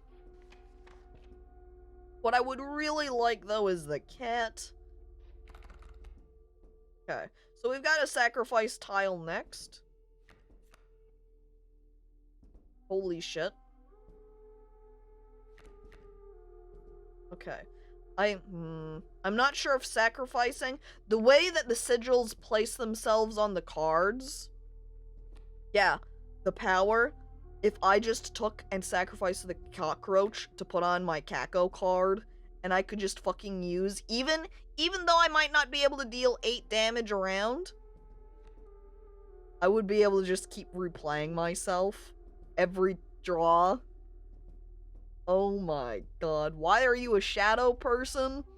Look, he took my photograph and it was pretty dark in the room. It's this guy's fault that my portrait on my death card has ended up looking like this, you know? And hello there, comp, by the way. Welcome. So the choice is really, do I want to give my card the Undying perk?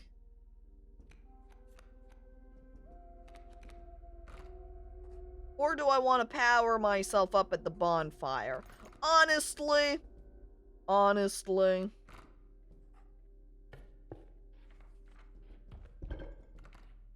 I'm ready.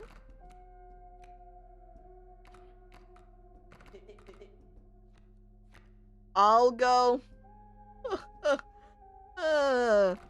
Good one. Oh, it does stack. Holy shit. I now have 8 damage and I can just replay myself every turn and I don't cost anything. I am too powerful. Unlimited power. Now I just need to keep my left-hand deck extremely empty so I can draw myself easily. Get the wolf so that the inside of you there can be 2 wolves. Why didn't I think of this? I could have been wolf. Maximum wolf. The lighting was off. It's a dinky old camera. There are a lot of factors, like how in every photo from the early 2000s, everyone had red eyes. Oh, see, no Caco card. I would win this so easily, too. Got 2 damage. If I put Bullfrog in front of him, he's just gonna die. So we're going to play Squirrel. Summon the Bullfrog. But I'm gonna put Bullfrog over here.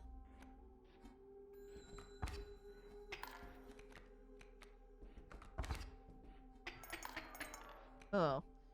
We might want to put down, say, the boulder in front of one of these coyotes. I'm gonna hope for my card. I did not get my card. Gonna pull out the boulder so we can put it here in front of... I want to put it in front of this coyote, I think, because then we can tank the damage. Big damage, at least for an extra turn. We need 1 more bone card. I'm also looking at how much damage he's going to be able to do here. And I think I really should have put the possum, I guess, or the bullfrog in front of these guys and just kind of sacrificed him that way. Or pulled out a scroll, you know, maybe not have drawn the river snapper because he's going to kill me. I do have a pair of pliers. I guess we're just gonna have to rip out one of our teeth to keep us from losing next round. Well-earned point of damage. I didn't think you would really do it. Whatever it takes to win. And Dag, heading out to the store. Alright, I hope you buy everything that you require. I guess we did have the bullfrog doing a point of damage too, but still.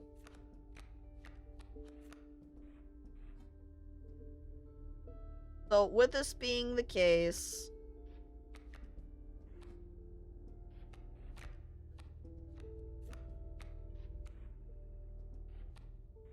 Okay.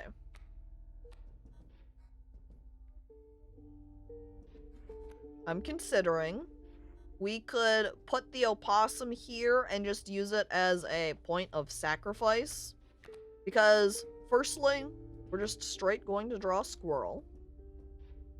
And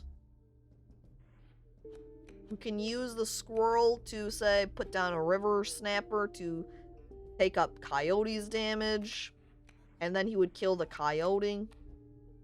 We could put down, say, the wolf and take a point of damage from the coyote, or from the alpha, kill the alpha.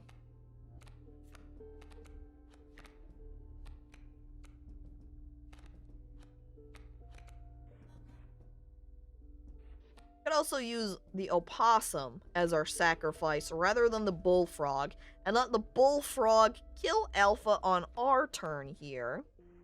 I think that would be better. Right? I can't summon the opossum quite yet because I need the 1 bone. Ah.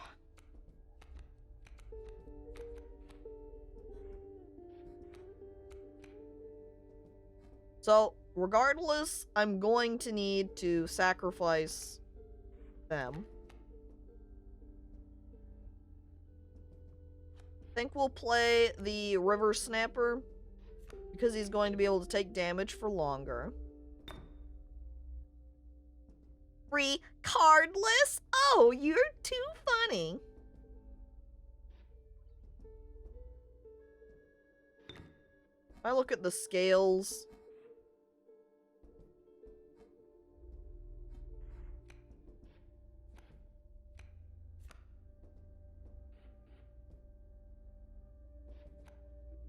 Okay. I'm gonna play the wolf. We're gonna sacrifice the 2 of them. I'm going to play the wolf here, where he will kill the alpha. And then I'll play the opossum here, where he will kill the coyote. And then we're safe. Just barely.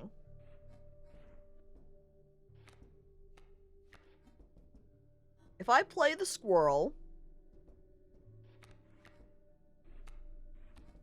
I would have to sacrifice. I might just sacrifice the opossum because, yeah, I think that will be good. Because then we can move the location of the river snapper to function as, and then we can kill the wolf cub here too.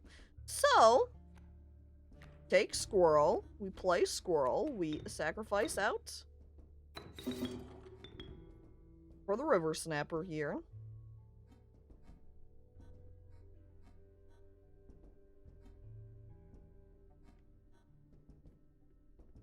If we played river, because I'm thinking with the wolf cub, it's going to turn into a wolf and deal 3 damage versus the coyote, which can only deal 2 right now. So let's go ahead and just take out the wolf cub now.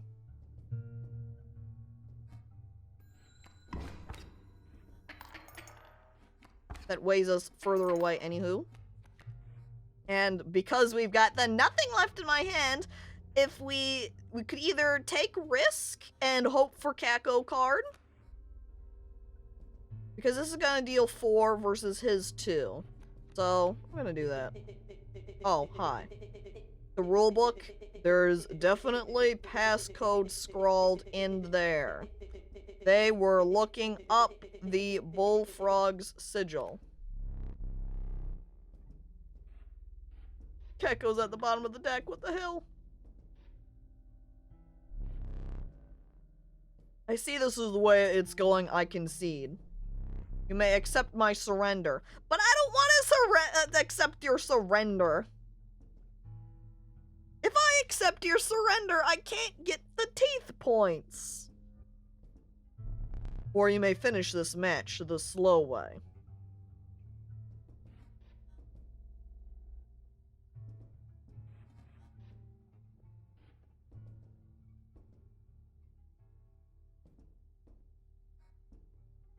But my teeth points, dude. Fine, I take your feather. The olive branch of surrender. Now, give me a moment, dude. Since I got that passcode of 273. And these are all singular digits. We do 2. Oh. 7. 3. A stink bug? Oh. Hello! I wasn't sure if I would ever escape that iron crypt. Is the stout around? The stunted wolf? This madness must end. Put that away. I put it into my deck, and I take the key. I unlock the trunk. Ooh? Stat points? 5 scale? What is this?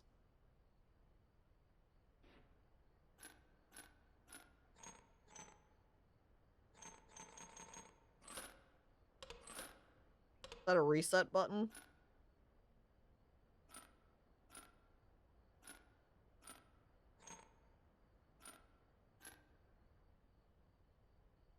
Paul the Stoat. I don't know what his name would be. So, let's see. I can see here. These are perhaps damage and health. 2, 1 health, 1 health. Sorry, 1 damage, 3 health. 1 damage, 3 health.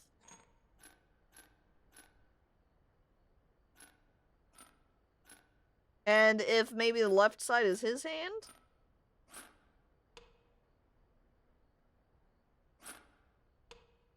Oh, hang on. If I position these, it shows no. But now it shows 2 out of 5. So, do I need to position these then in particular positions? See, now that's 3 out of 5. 4 out of 5.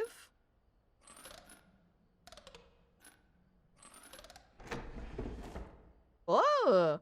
Now I got a skink card. I forgot that I had put that there. Very well. You may add it to your deck. I'll deal you one every so often. I've got a new card, the skink card. Now this one's a lot more complicated. I can see right now that nothing's in the right place. Maybe what the trick is that I am kind of... I kind of brute force that left side. But perhaps what the trick is that I need to position these cards in the right place to win. You know, because this is the scale, so how can I position the cards so that I would win this fight? So if I positioned everything like this, I would not win. So if I pulled all of the enemies, so he has none played currently. Oh, I can't move this guy. He has to stay there. So I want to put this card up to be able to attack it. And I put these guys at the back.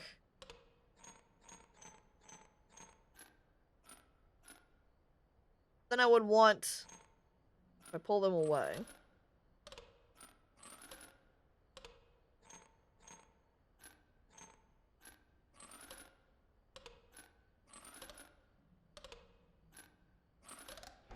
There we go. That is definitely what was happening there. You were trying to think about where the position of all the cards should be in order for you to win.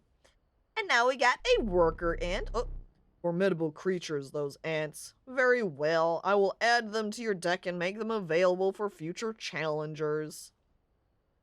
Well, now we've got, yes, the worker ant. And whatever that, I guess, queen ant might have been the other one. Ooh! I don't know if it's a good thing to be unlocking these as extra challenges, options for cards, if they are, you know, if there's something I want or not. So, here we go. So these are in hand, these are out in play. I can't pull that away. I don't know what's up with the ants, and I can't just right-click to pull out my rulebook right now. So I don't know exactly how these ant plays work. I imagine that we would want ants are on our side here, right? So perhaps we would want to pull this away. So, oh, we got two.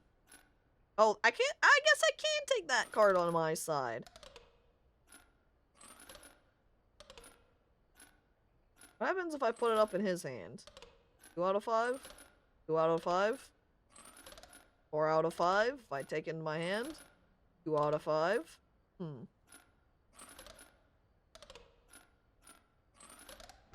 That just makes it.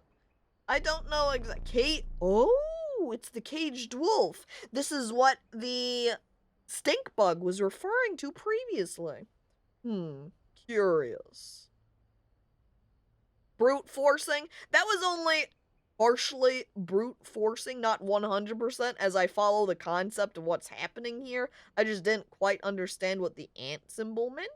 But hello there, Lynn Stein, and welcome. So, I recall I had that symbol on Casey. Still don't recall what that is. Lynn Steam. Okay. Apologize for mispronouncing it. Steamy. Ah. If I attack both ways, this would kill. If I kept it positioned like so, I would get the attack damage here, and would attack him once, he would hit me. But if I kept... And again, if I put that down, I guess I can heal them. And thank you for following also, Lynn. Appreciated.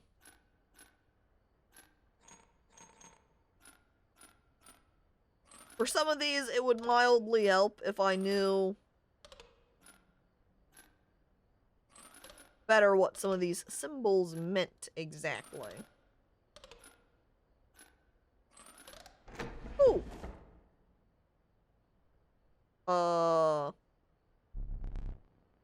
Without having met her, this wood carving is meaningless. In time, you will understand its power.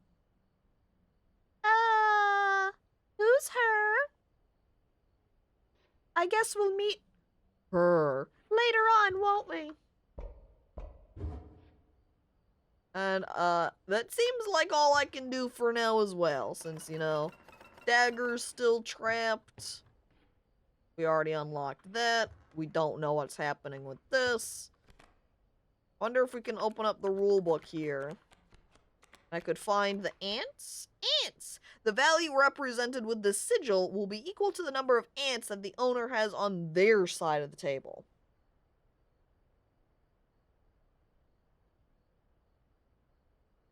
But are ants a good thing or a bad thing? What do the ants do exactly? Do they cause damage to your own side? It seemed like the one shiny trait that was there. Oop. Ants together are strong. That would make sense. I want Moonstrike. A card bearing the sigil will strike each opposing space that is occupied by a creature. It will strike directly if no creatures oppose it. Oh. I'd like to find the one little light symbol. Sharp Quills. Once a card bearing this sigil is struck, the striker is then dealt a single damage point.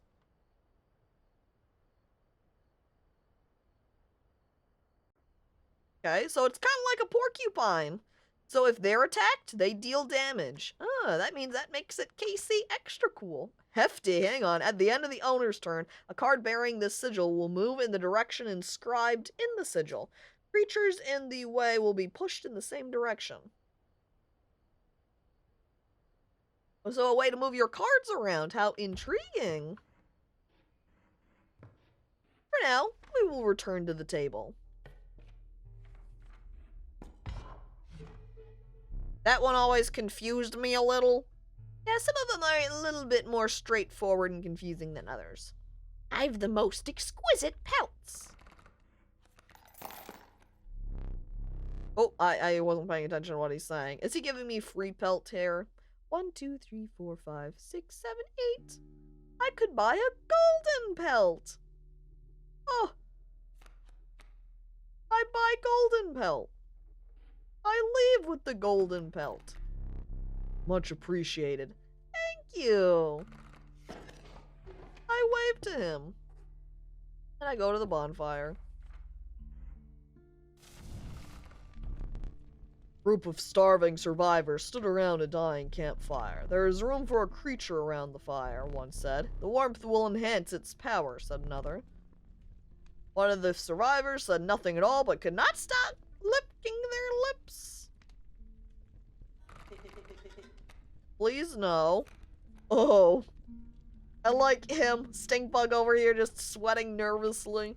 I think I'm going to delay on upgrading myself. It would be better to have a little bit more of a well-rounded ability on my team rather than stacking everything on one card, because then you just have to cross your fingers and hope you get that one card, because if you don't, then you're just a little, look at other cards, a little bit fucked. Now, what does this do? When a card bearing this sigil would be struck, a tail is created in its place and a card bearing this sigil moves to the right.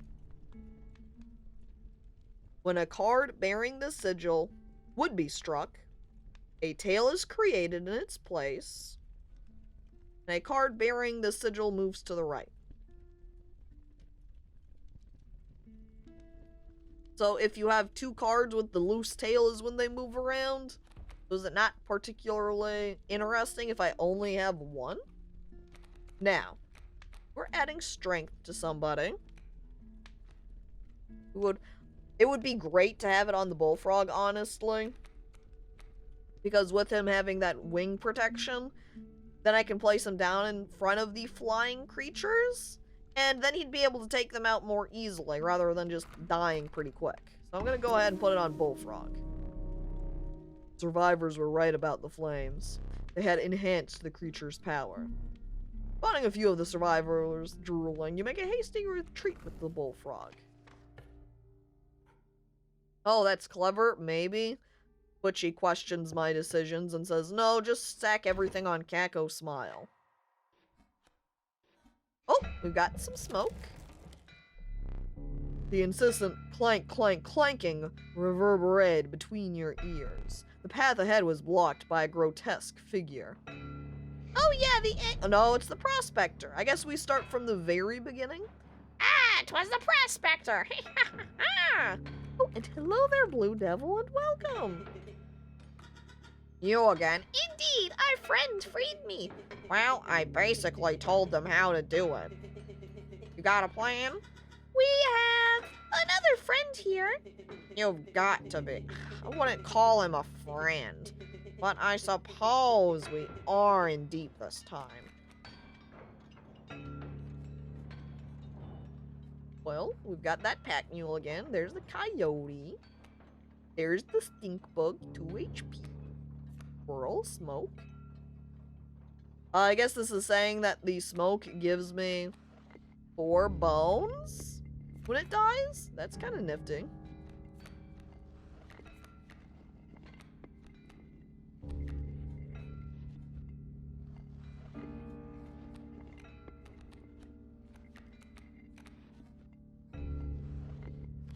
And I can look at what this label does.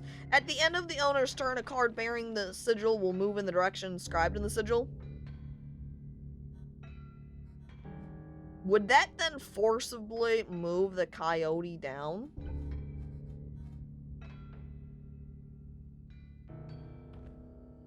Because then if we do not kill the coyote, we say put someone... And we don't even put someone here that they would move the coyote in front? If you not want to know what a sigil does, you can right-click it. Yep, already figured that out. Just learning everything as I go. So, as Willie says, if, I would like tips. Oh, a rhetorical question? My bad. It's alright.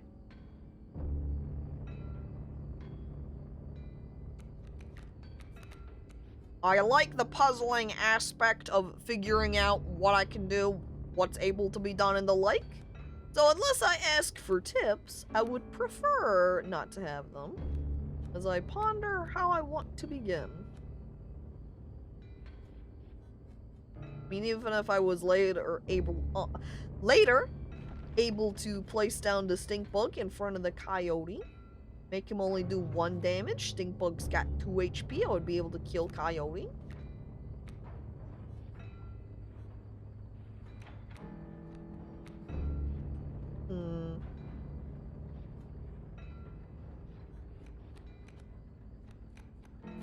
Wonder then if I can sacrifice the smoke and get 4 bones out of it. Or, I can't recall if it allowed me to sacrifice the smoke. I don't think it was the case. We'll just put down the squirrel, because where the squirrel's position doesn't matter. It's going to get sacrificed anyway. It's just where I put mine afterwards.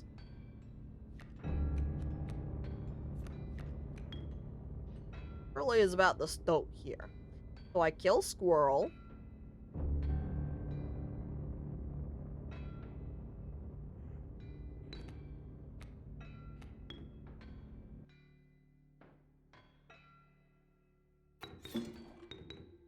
I place keep me alive. I mean, I guess. Yu-Gi-Oh! Would have been super different if your placement of the attacking card mattered, like in this game. Yeah, rather than just wildly slapping things down in defense mode. You actually had to think about where exactly your defensive position should be. So many bones. Yeah, look at them all from that smoke card. I've got many bones now. And then I can place down my stink bug. Need to draw a card first. Okay. I'm gonna hope for Caco card. Look at the adder there. That's not great.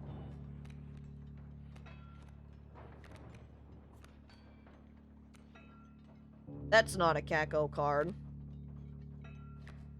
I'm gonna put the stink bug in front of the coyote anyway.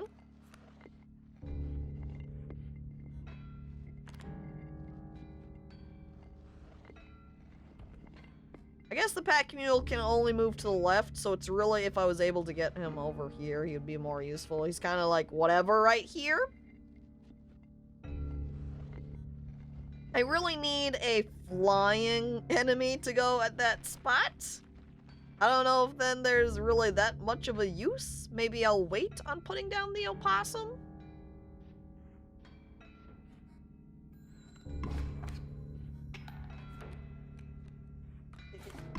Ow, yep, and there goes the stout. Oh, look, there he went. I guess that sigil changes? Because now it's right.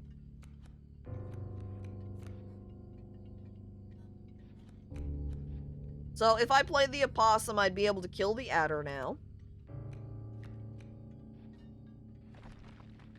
I silently hope for my card. Maybe that's what I'll do.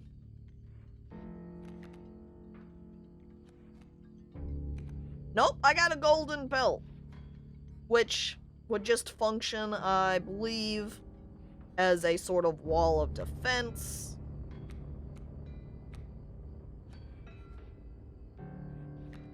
I don't think you can sacrifice it and have it count for anything. So we'll just go ahead and play the opossum down right there so I can kill the adder. I do also have that wing piece here, so if I wanted to make one of my creatures fly for a little while, be able to do that too. God damn it. That's still not a Caco card.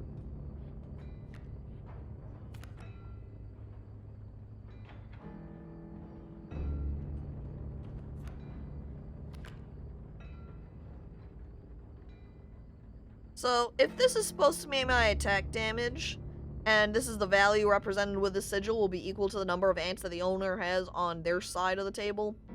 If I only have the one worker ant on my team, then it will only have 1 damage, so it's not great.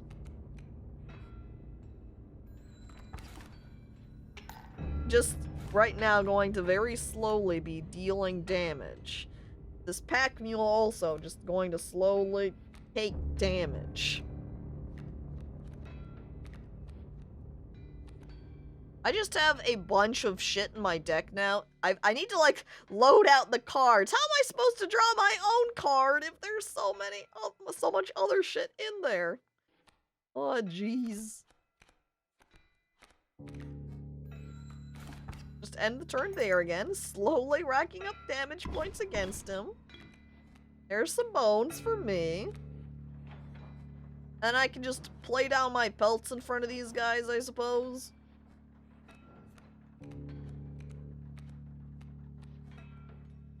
Well, there's an ant queen.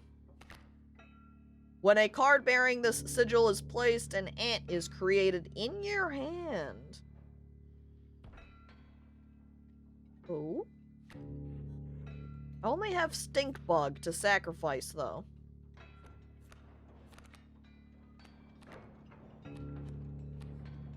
Let's start with just putting rabbit pelt down there. Put golden pelt down right there.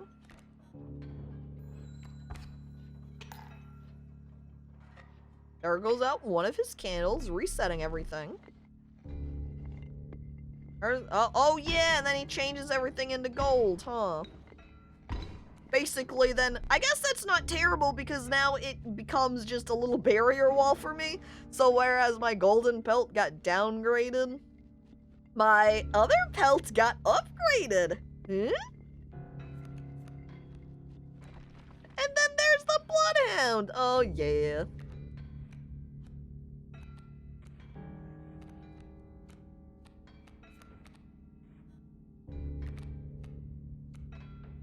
I guess we can go ahead and get our worker ant started. And sacrifice squirrel. And put down the worker ant there. And then we'll just need one more squirrel. And then I can sacrifice. All I've got for item is the fan, so that's just one to keep in mind.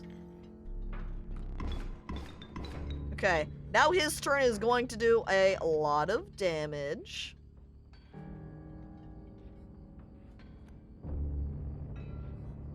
Feel like I should have been stacking up a little bit more squirrels here. We've got not great play. We've got a shit ton of cards in my deck here. If I got anything that required sacrifice, all I can do is sacrifice the worker ant to get one of these fuckers. Well.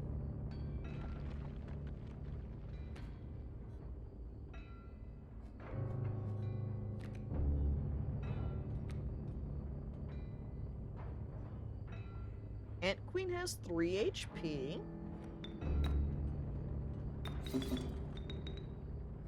He could take the hit of the coyote and kill him.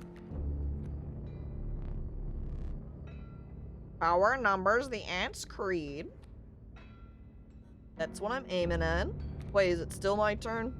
Or is it over? Gotcha. Because he was talking there. That's the end of my turn. He just put down an adder there, and he did enough damage to just take me out in one go. So, didn't have a feel combination of just I poorly strategized, and on the other side, it was maybe just a, we didn't get great RNG. We kind of filled up our hand with these cards that kind of conflicted with each other. Stay there. No need to move. I'm afraid you are not dead yet. Hold still. Where did I put that camera of mine? I steal his camera. I take a picture of him! Pathetic. Do you really think I would leave film in there? Do you have any idea what that camera is capable of? Give me that. Oh! Oh! We have a memento to create. Behold, your death card. Shall we begin to ink it? I guess that means I lose my old death card? At least we have the golden pelt that we can make it so that we have a free card. Now this time we use its power and health. Well, that means the wolf is the best one here. And then choose a card from which we will extract the sigil.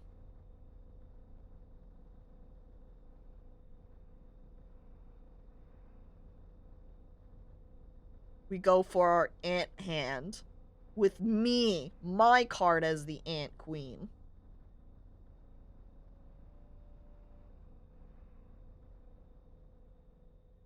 But then I would just be spawning ants. I don't know that I would get the, say, bonus from them. So I don't know if that's really beneficial to be just spawning a shit ton of needing to be sacrificed ants in my hand. Though, then I could just constantly be respawning ants. I'm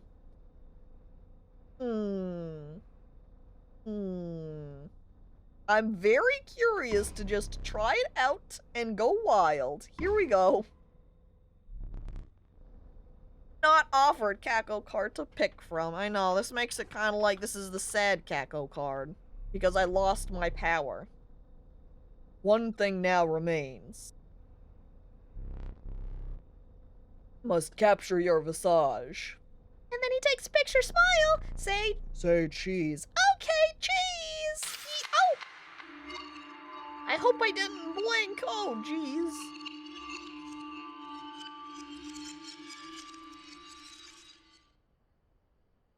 Go, stupid. Go wild. I want to go wild! Another challenger.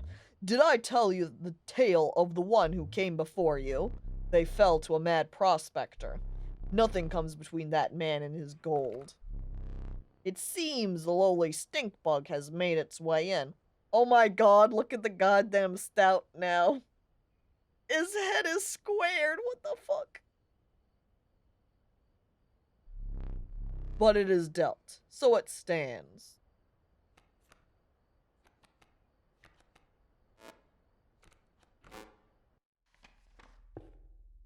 I say so, it was showing me my hand. I was like, hang on, am I supposed to, pick one of these? But no, it's just the start. What is this symbol? This is new. No, you may not choose a specific beast. Oh. Instead, you must now decide on a tribe that you prefer. So we've got birds, antlered beasts, or wolves. Do I even have any of these cards? He counts as a spooky one. He's like a reptile-y, and he's a wolf. I suppose this isn't aligning myself permanently. It's just a what kind do you want? And this is just going to give me, say, a wolf or a wolf cub. Yeah, those are the only ones I've seen. Seen, like, the ravens and the like. Curious about him. Oh. The nascent fawn. It quickly grows into an elk. It's kinda ugly. A randomly chosen hooved card. I guess it's a baby deer. It's an elk fawn, so it's not a deer. It's an elk. Those are different animals. Do you wish for something else? Can I randomize it? I don't think so. I just take it. It's too late. And now the next picture I see appears to be something getting decapitated. I want its head. I could use it as a trophy. Oh, wait, it's the squirrel head. Oh, it's her, chat. An ancient woman emerged from behind an oak tree. She carefully laid out intricate wood carvings, then gestured at them brusquely. Choose. Am I picking my own totem? Fuck air. Fuck bones. I want the bifurcated. Yes! Yes! The old woman bared her teeth in satisfaction. Your first totem was complete. The bifurcated strike sigil will now be marked upon all your squirrel creatures.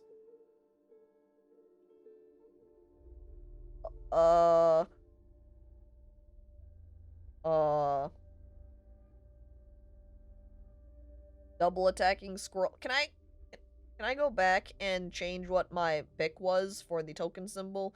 The airborne also would have been useless. I don't remember what that third sigil was because I blasted by it to grab the bifurcated strike. Can I redo that, please, DM? The elk, also known as the wapiti, is one of the largest species within the deer family. Wow! Elk Deer Facts from Reanimated Bit, welcome. Now I know a little bit more about elk deer.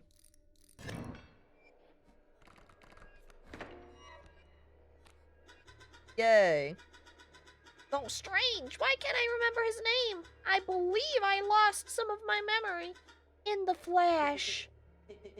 Look, there's a third talking card somewhere around here. Personally, I hate the guy. Biggest killjoy ever. But he's the only one of us with a plan to get things back to normal. I don't know if they're referring to the caged wolf or if we need to go get that clock done. Quad Bones was the other one, so the smokeability. Fuck. That is what I needed. That one would have actually been useful and not just a useless piece of shit. God damn it. Well, it's too late now, I guess. So between Stout and Bullfrog, I'm gonna put out the Wolf Cub, which is also going to just submerge on his own turn.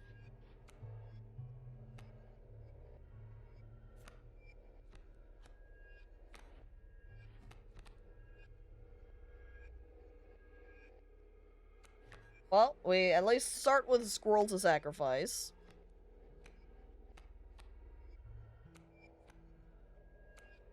And I guess I'll sacrifice and put out the Stoat since it has some more health versus the Bullfrog.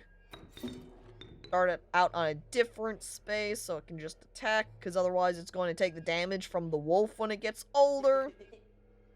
Sure, yeah, you're gonna give me a hard time.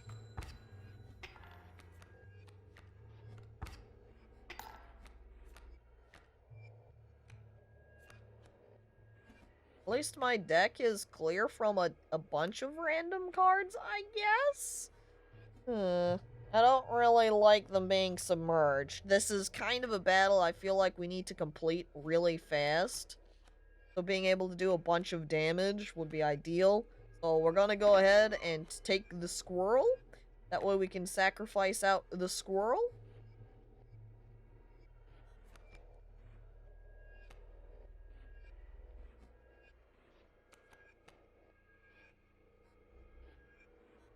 I think what I'll do then is, as we sacrifice, we'll put the bullfrog over here.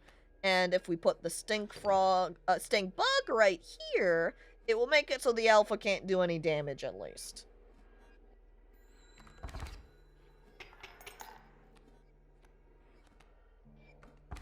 Because now his wolf has big damage. Well, grabbing a squirrel isn't gonna do us any good. We're gonna pull this card, where we've got an elk fawn. That's kind of, lame. I guess with how little cards we have, that last card is going to be my Caco card.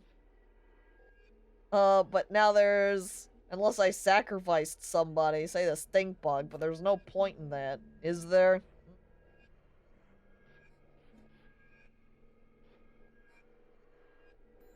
I'll just end my turn and have them all attack. He has a little bit more damage than me because of that wolf. That wolf has 2 HP on it. That's not my card! I guess I have him there. He surrenders now. So, we'll just end and continue them. And now we get another type card. What do we have for options? We have the weird creature, which is like the stink bug. Or we have sort of reptilian creatures, like the bullfrog. Or we can get birds again.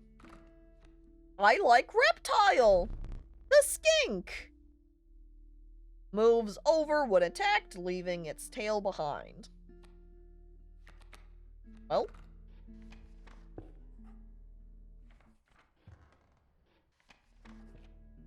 I guess this is another totem spot, then. The bones of the ancient woman creaked and groaned as she approached. With gently shaking hands, she placed her offerings before you.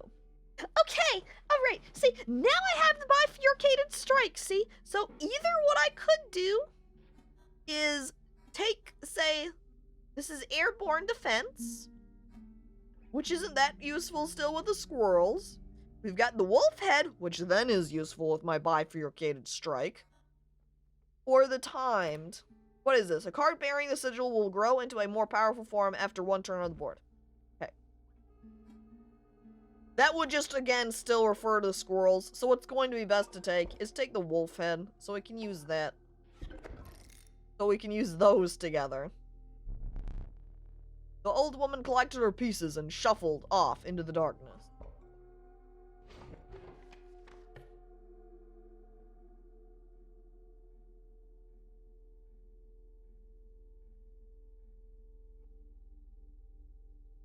The dumbest thing in Yu-Gi-Oh! Is that if you draw your last card from your deck, you lose automatically. So there was an actual strategy for a while just to make your enemy draw a bunch of cards.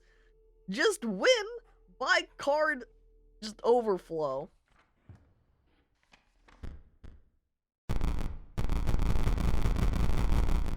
I guess alter deck isn't an option.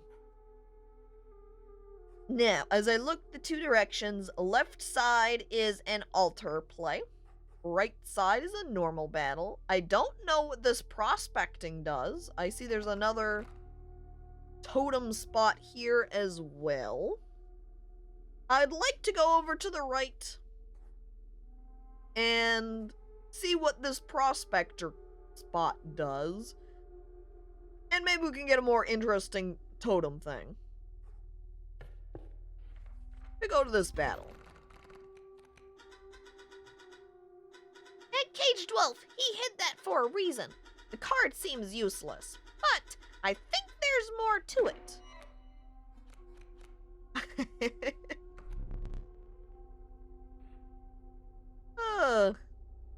Well, now my caged wolf. I feel that maybe when the caged wolf is killed, that it will become just a normal wolf, and then it would have that, bifurcated strike. Wolf in a box. I don't want to play anything here at the stump. It'd be nice if I had my bullfrog so I could use them to get these sparrows, but you know, what can you do? At least I could play the stink bug in front of him a little bit later.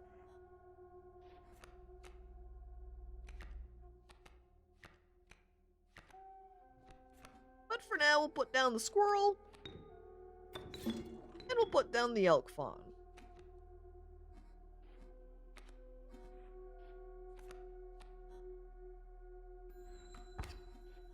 Yay! 1 point of damage! Yay! There goes the elk! Oh, hell yeah. Look at that guy. He's so cool. If only he had airborne, then he's not gonna get stuck behind this stump afterwards. Actually, the caged wolf behind it, if only the caged wolf could attack. Because then that bifurcated strike with it, ooh boy.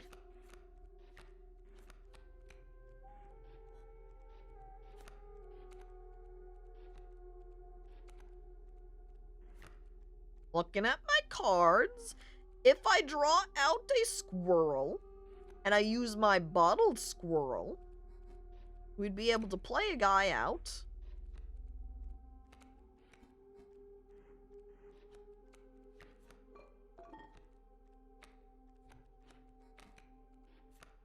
This is where just having the squirrel stay here actually wouldn't be terrible, as I'm actually now pausing.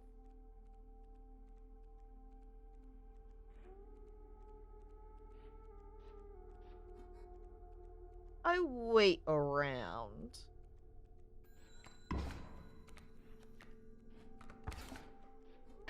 Yes. Yes. And then we'll draw out a normal card. Here, we got the skink. I am going to...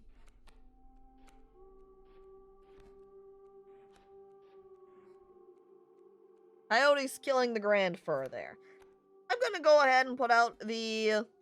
Because I'm curious, if the caged wolf does get killed right here, then we can find out what he does exactly.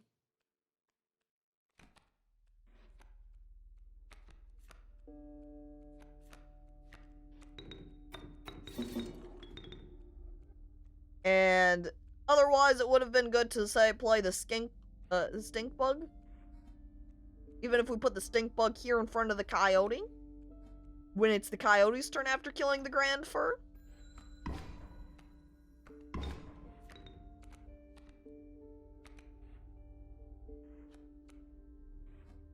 Considering, stink bug will be able to take him out without dying. So we're going to go ahead and draw one of these cards. Bullfrog, okay. It would have been good during that flight guy. So, draw stink. Affect the coyote. Turn.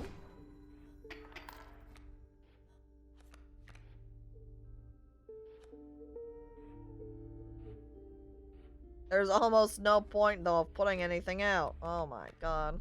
I concede, no. I'm doing it the long way. I want to get my little teeth that I can maybe pull out at the end of the battle. Oh yeah, I forget that the your own death card you don't actually get in your hand right away. I had found my Caco card before. God damn. No one is going to unlock the wolf cage, please! My poor wolf! I'm just gonna... There's no way I can do any damage here. So there's no point in playing anything. Just do that, and then I can get a singular teeth for later. Just one tooth! Okay, what's resting spot. You came across a hobbled man. You came across a hobbled man standing beside some boulders. You caught me off guard. Not supposed to see me till further down the road. Say, I like me a gamble. If it can pick a boulder that has gold in it, you can keep it. Hey chat, this is gambling time. 1, 2, 3. What's it going to be? I choose the one in the middle, the one that has 2 friends. Oh, it is gold. Can barely abide giving it to ye, but a promise is a promise where I'm from. Yay. And hello there, Ant, and welcome. It's too bad there was an... I wonder.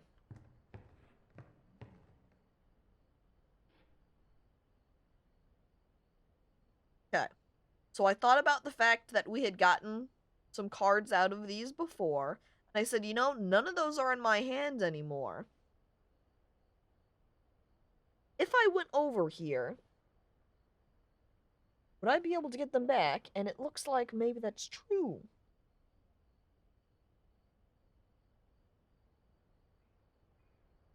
So, then we need to determine how to win again. Since we're not against anything. That's it. Oh, nope. Drawer empty. I guess that's how all of them are going to be. If this one's empty, probably don't need to go. Yeah. Yeah. However, what isn't empty was that skull. I steal its teeth.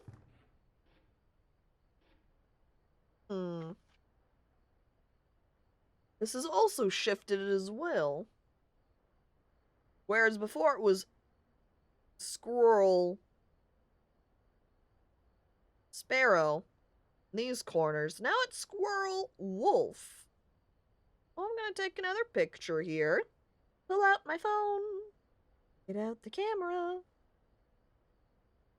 Get the mouse out of the way. How unattractive. I can't ruin my picture with the little mouse cursor. There, hell. He can't talk good now? I don't know. Is that... I look at Welly. Is that true? Can I walk over here? Oh, no, he just puts me over at the table. Alright, totem time. The decrepit woodcarver appeared before you. She moved with a certain vigor in spite of her considerable age. I don't have any birds. I don't care about them. However, that lethal, imagine having some lethal squirrels, chat. Oh my god, they're so powerful.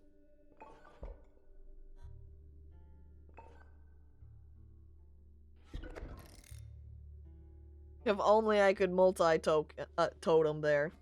Well. He looked up again, the ancient woman had vanished. Well, I take lethal wolves.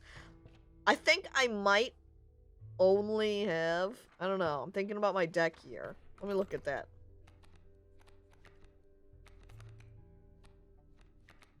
I only have the caged wolf for wolf type, so honestly, the 2 heads I have, I don't have any bird types either, so really the totem I have is fucking useless. Lucky draw. Yeah, it was pretty lucky, wasn't it? Huh. I want to definitely start with elk fawn. Fuck you, Stout, because then the elk fawn can grow big and powerful. Elk fawn, go! Yay.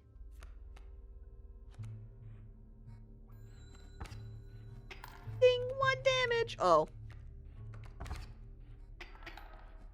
That was bad planning. I should have put the elk fawn there. I guess, though, it didn't die, so it's not like it matters in the end. Yahoo! Yahoo! But now we need to pull a squirrel, so we can actually summon summon something else. I'm kind of curious about the skink. let's go ahead and put out the skink, killing the sparrow.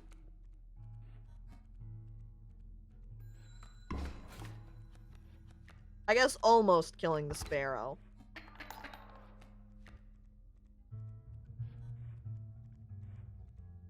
It's not very useful when they fly. I can't... I think I'm probably going to get knocked out here. I don't have any item. Oh, I guess I do have a pair of pliers, but is that really gonna be enough to save me? Freaking birds, dude. Ding, da da da da da da.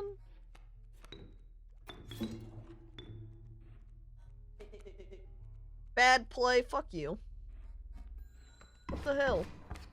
Why's the stout gotta give me a hard time every time? I'm crying.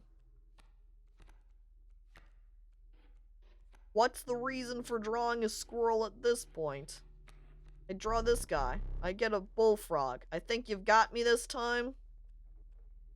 No! I play it the long way! I want to get the teeth! Go away! I hate you! Go! Go, bullfrog, go! Kill him! Kill him with the team! Yes, yes! Golden pelt, it's beautiful! Oh, ha, ha! Death! See, and now I get 2 teeth for later! As opposed to 0 if I ended early. Alright, please be a useful card. There's a porcupine. The Dauntless Bloodhound. It leaps to oppose new creatures when they are played. He would also get lethal because he's the wolf type. And then Rattler. So honestly, just because of that, I'm gonna grab the Bloodhound. Because then at least he can get that lethal bonus. Hi! She moved to offer her carvings. What the? I guess this is the insect type, and so if I had some ants in my deck, it would help them out, but I don't have any ants in my deck. And if I got Submerge, it's gonna help the Bloodhound and the Caged Wolf. And I don't think that's happening. I think we're gonna go ahead and just stay with the lethal. With the wolf, I guess. But it is making me take one of these.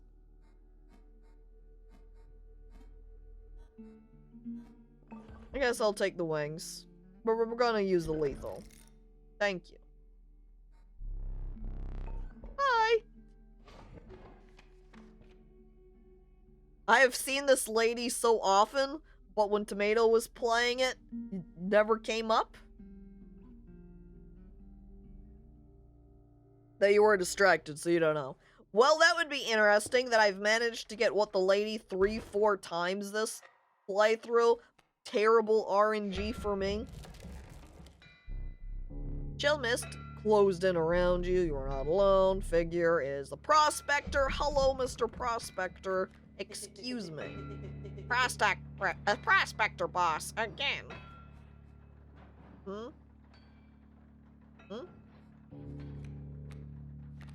Don't have any wings. Just got this out.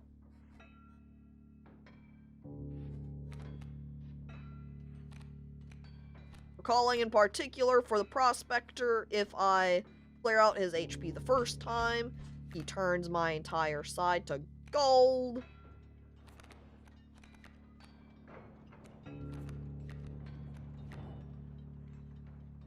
Okay. Well, we have to start with either smoke. I don't have in my hand the stink bug, so having smoke for that doesn't really... not wild. But having the smoke in front of the coyote would probably be good.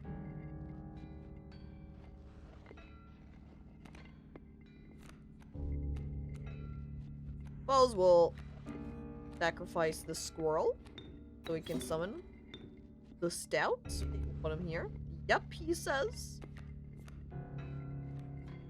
And then we'll play the smoke. There. Then we will end.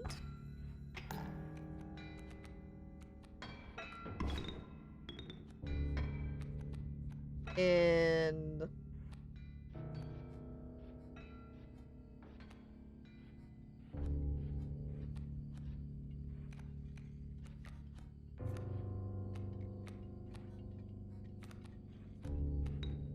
really, so I can get the bullfrog going. And we'll just put the golden pelt in front of the coyote to keep it from damaging us.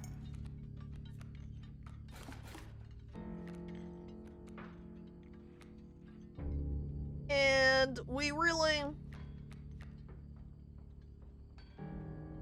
stack up squirrels in my hand, but it doesn't really matter ultimately. Grab that. We got a bloodhound! Lethal! Look out! Okay. I should have put the stout maybe where the pelt was. There's the adder who now also has lethal.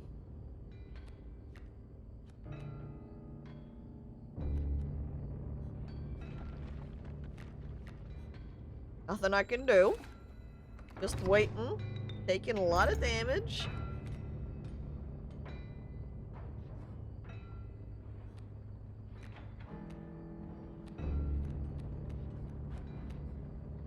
Okay, we're gonna use our bloodhound to kill the wolf.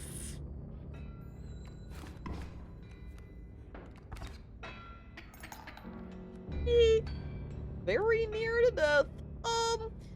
So, if I were to draw squirrel, I could use squirrel as just a general defense line to just take a point of damage. Whereas if I pulled from my left-hand deck,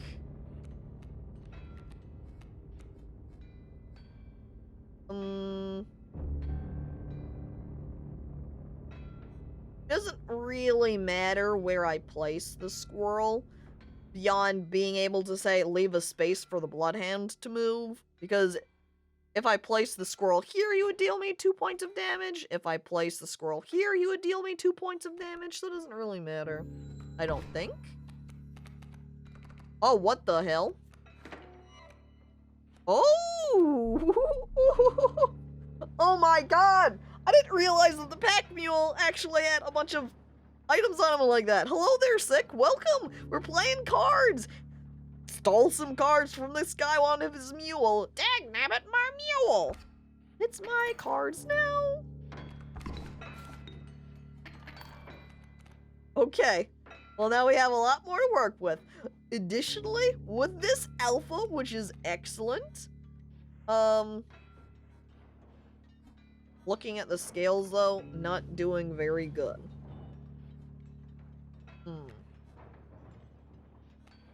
We really need to kill some of these guys. We have an adder in our hand.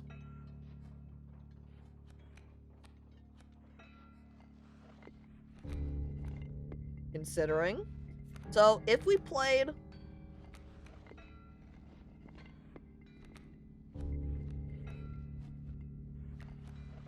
Okay, since the bullfrog does have the 1 point of damage at the least, if we played the alpha right here...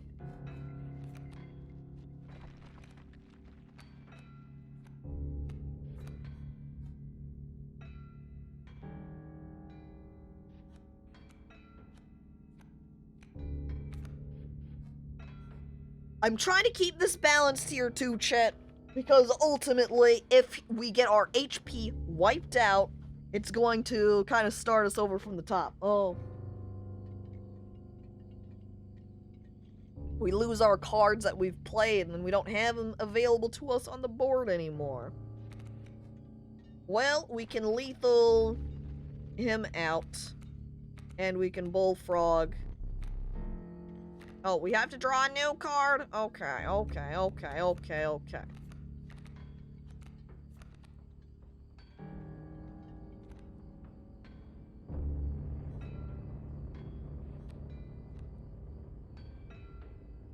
Okay, as I keep pausing and thinking, if we take a squirrel, that would be more of a use for the next turn rather than this one.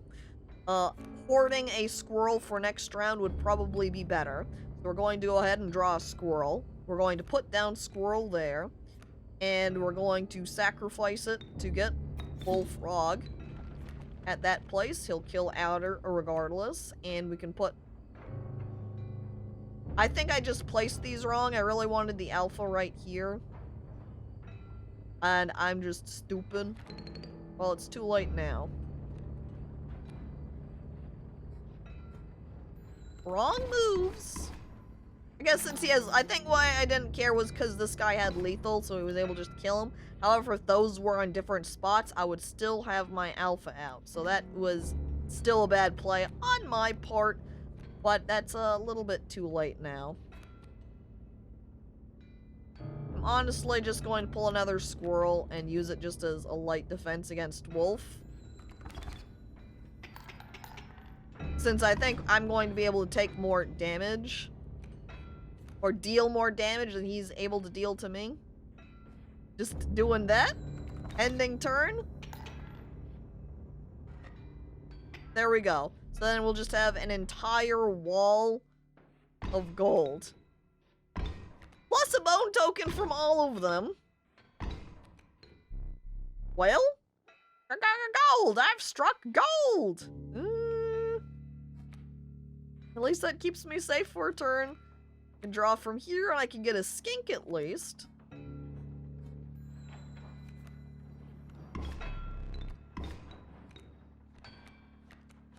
And then I'll be able to draw another squirrel and I'll be able to kill the wolf. So, squirrel. And another squirrel. Bloodhound can't come chase him. And then I can use the adder. Just to kill the wolf. Which I could just kill the bloodhound as well.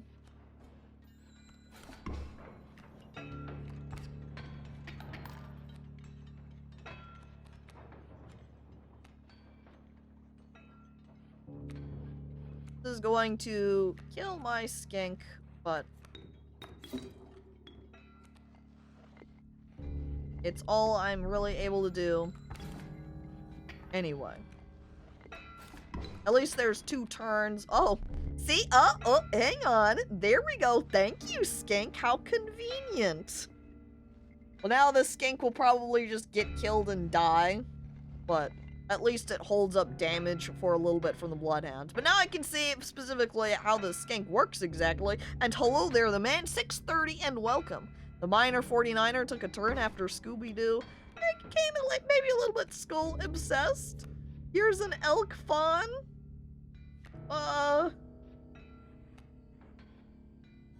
It's too bad that tail is gone now.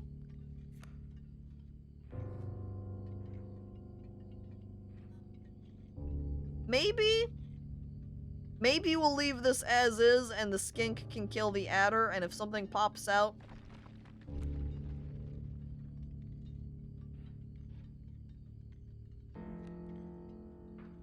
Just partially considering what cards I have in my deck. Because the elk will be able to kill the adder. Bloodhound can't get me. Elk... Oh, I always forget that. God damn it. God damn it. I forget that the elk moves. Well, now we have Caged Wolf, but I don't have enough to summon him.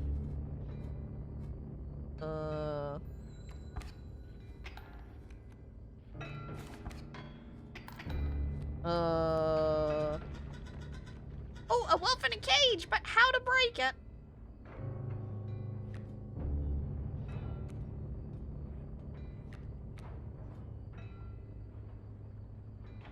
Thank goodness for Stink Bug, but the Stink Bug isn't going to be able to save me. Because I'm gonna place him down, and the Bloodhound is... Wait?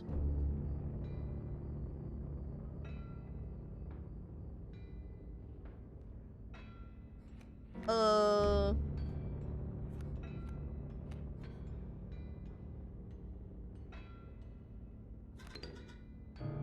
if I do this...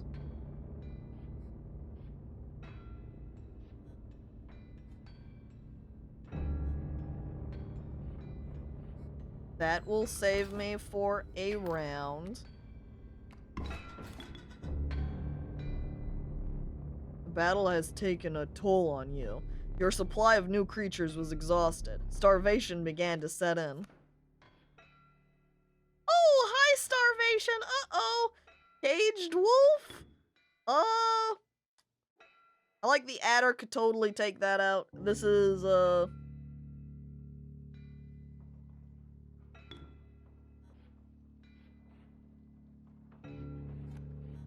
No, we wait a turn. Okay, unfortunately, if I had one more creature, that would maybe work. But no. So, bad. Bad. Oh, alright. Did not do well again. My planning? He's got more gold. Now I feel we're going to end up with an even shittier death card. It's because we lost to the one... Man, the real trick was our run when we had the fish boss guy where we got killed there. That was the hand. We had such a good hand. And I've lost it all! Yeah, my death card. What? A cost from? But now I don't have my golden pelt, so I can't have free cost card. So I guess I'll use the bullfrog one, so if I wanted the weak version to start off with to make it cheaper, I don't know. Power and health? Well, we'll take it for the Bloodhound then. And then sigils, we get the lizard sigil. The skink. Ask for Fade RNG Co. Okay. Smile! Oh!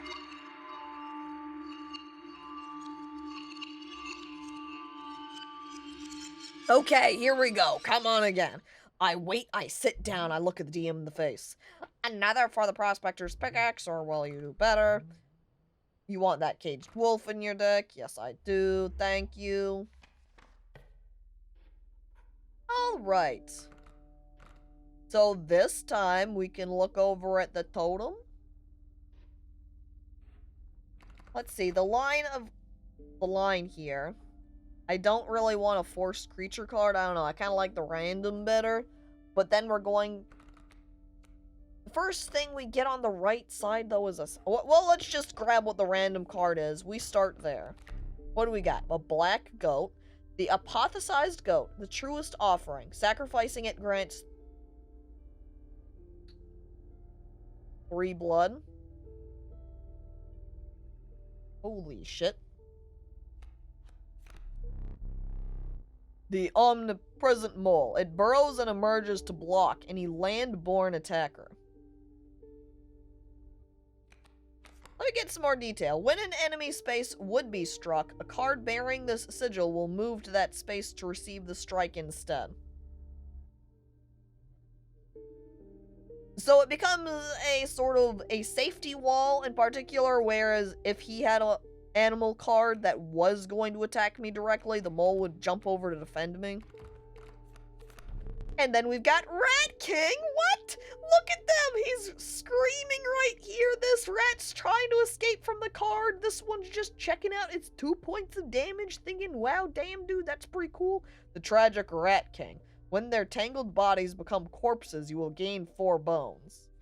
Makes sense. See, 1, 2, 3, 4 fits. Is it wrong that I see the burrower symbol as the mole's ass butt?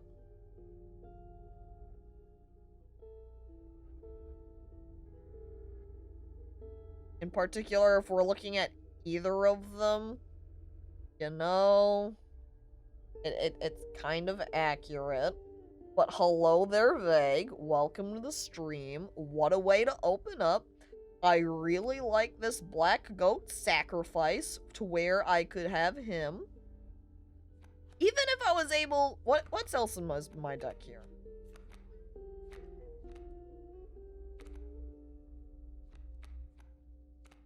I like this stout is becoming worse every time. He's got little cheek indents here. He's getting very battle hardened. Ears gone. Stout's not looking too good.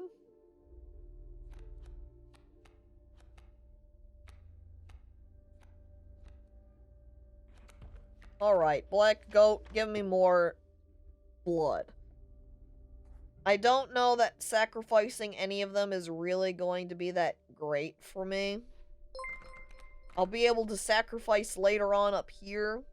Anyway, it's gonna force me to. If I went over to this path, though, too, I would be able to get some items, which would be nuts. Oh, we'll just take that route. And thank you, Kiwi, for resubscribing for 21 months. It's very appreciated. Thank you. The choice is yours. The stink bug looks at his stinky icon.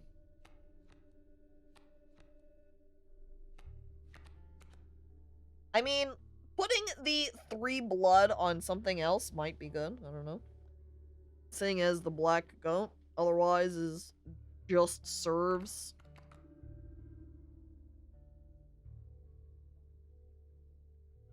Give the blood to the stink bug, maybe? You know, that's a good idea. Sacrifice Black Goat. I like that. When I put him out around this way, he's just like, hello! Baby, give it to me! Empower me! So you can change 2 bones into 3 blood, which would be useful because I have a lot more cards that take blood than bones. But yeah, keeping otherwise the back seating or tip stuff limited. It's all right. Understand, especially a lot of people have been playing Inscryption and the thinking tactics is fun. So then you're like, I want to think of things too. What if you do this? So it's understandable.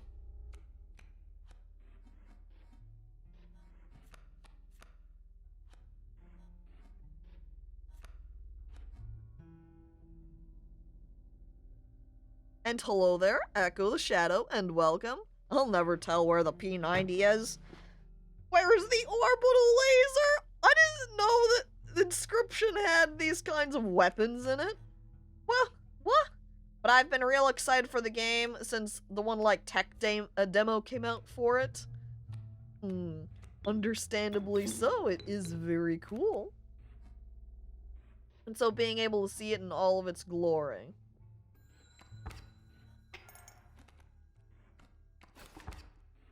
Yeah, get fucked, Sparrow. I'm not taking your damage. We draw a squirrel. That way we can play Stoat. I am gonna put Stoat in front of the Sparrow so we can kill him. Bad play. No, I want the Sparrow to die.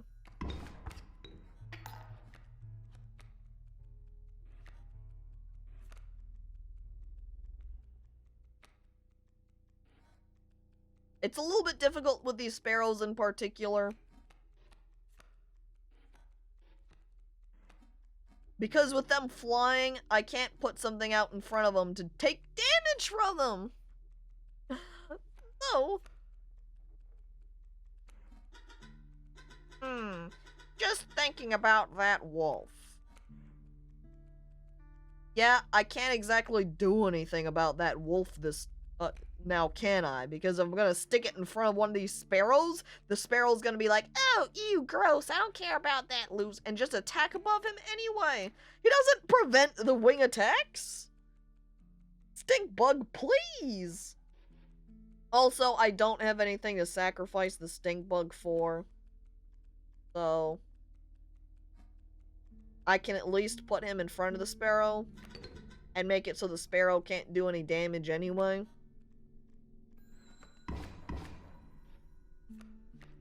I can put some squirrels down to eventually be able to summon the caged wolf. Squirrel. Squirrel. Wolf.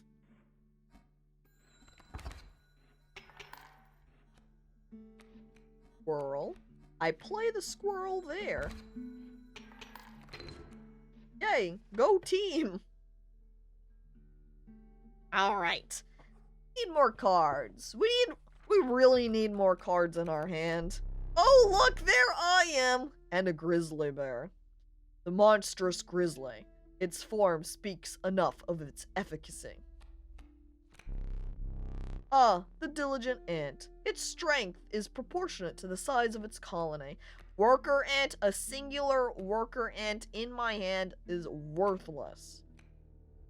I look between my bad RNG card, which seems to have gained itself some baby dog ears. Then there's the grizzly. I do have the tail option, so I can drop that down whenever I die. I don't know.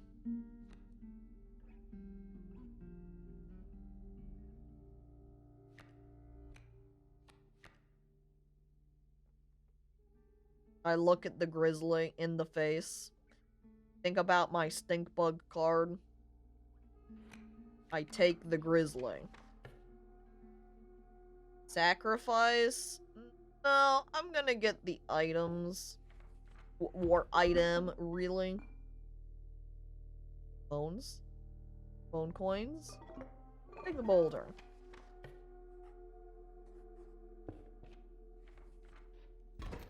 The pig? I did not get the pig, though. A squirrel for squirrel. Why are we getting more goddamn sparrows? What the hell? I'm putting the bullfrog in front of him again.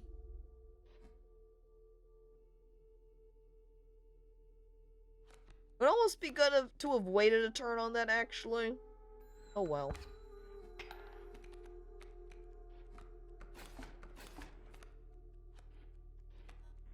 Well, we're gonna need more squirrels to sacrifice.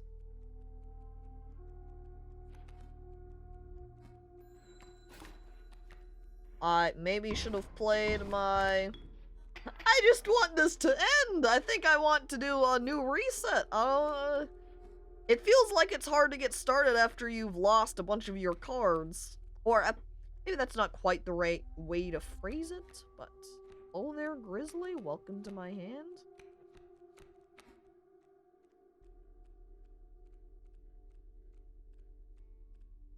Guess I'd like to kill the alpha.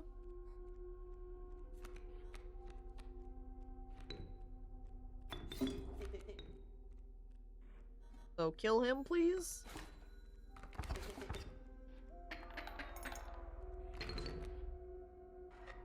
How the fuck does a boulder attack you? I mean, it's a big rock and they pushed it downhill, rolled into me, flattened me. This game definitely has a snowball effect. Yeah, on either side, really. Either with...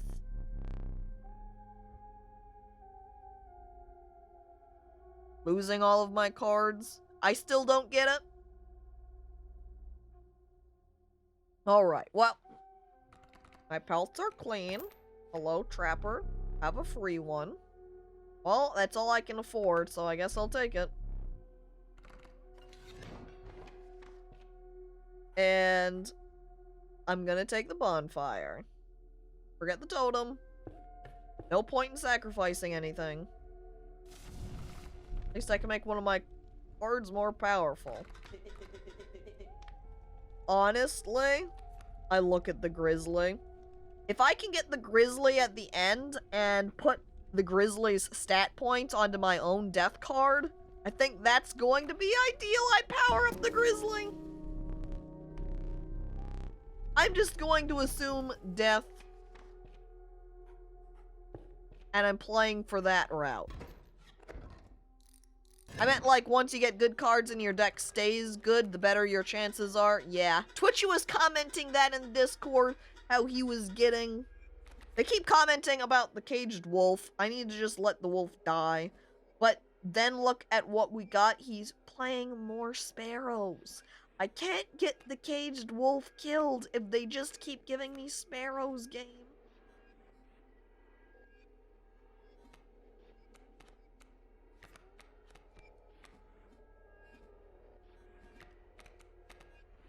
So the only thing I can even play this round is a squirrel. I think it's trying to force me. Okay.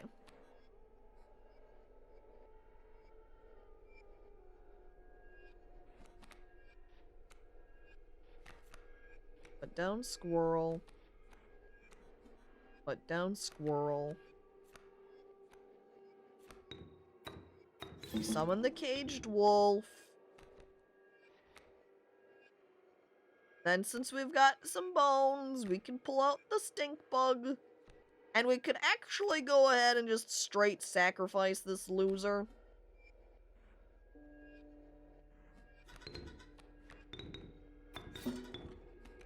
And put out the grizzly.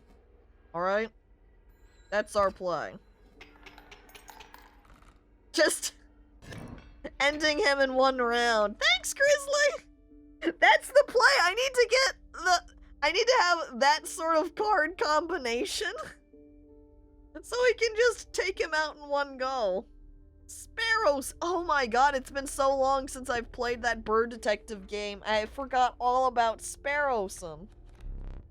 Corpse maggots? The inevitable maggot. They will lurch forth from your hand when your creatures are killed. Oh, does that count for any creature? If a creature that you own perishes by combat, a card bearing this sigil in your hand is automatically played in its place. That's not bad.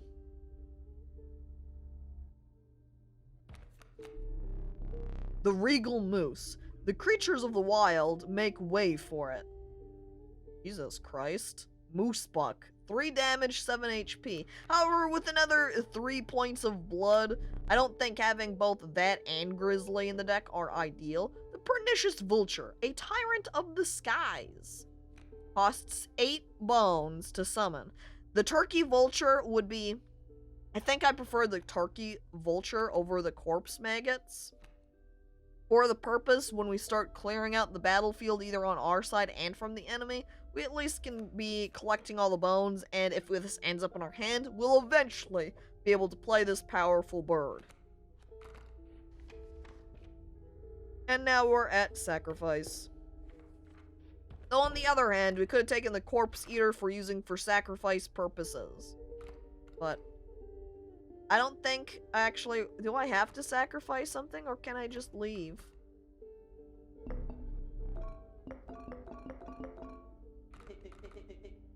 Your choice? I guess.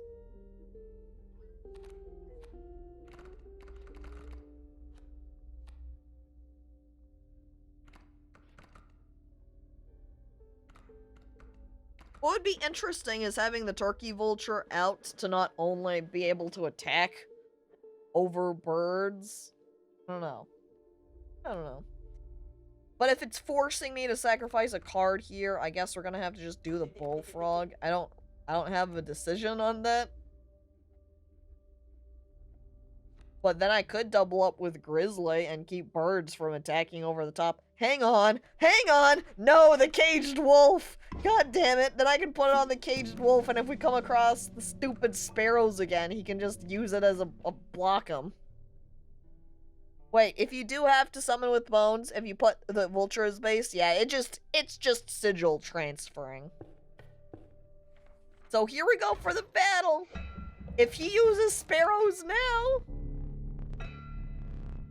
What earthly hound would require a meal of that size? I was skipping the text because I thought it was just giving me the same thing. Oh well. Where's that hound of mine? I don't know. Something about that caged wolf. What would happen? God damn it, you tell it to me every time. Just pop that mule. Okay, we want to kill the mule.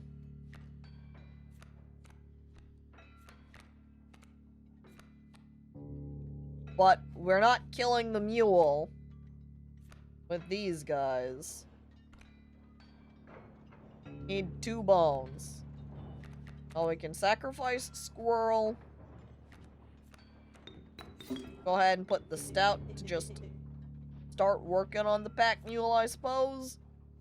That gives us 1 bone. Ding.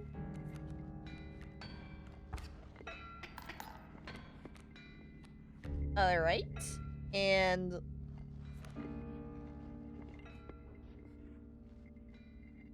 Okay, Even if we pulled a squirrel out, we wouldn't be able to kill it right away. We could take the squirrel and just take a hit from the coyote. And then we'll be able to get a bone token. Check. Okay.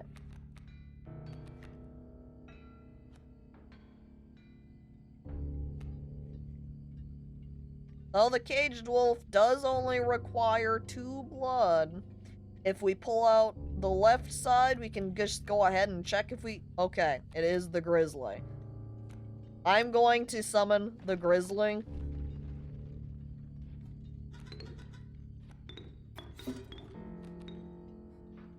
And then we're going to collect squirrels. I'm a squirrel collector now.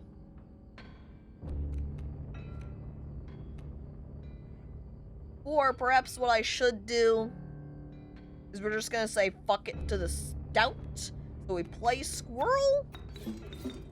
Yep, sorry stout. Caged wolf, please. And plus we can get all the cards thanks to Grizzly killing that guy. What the heck?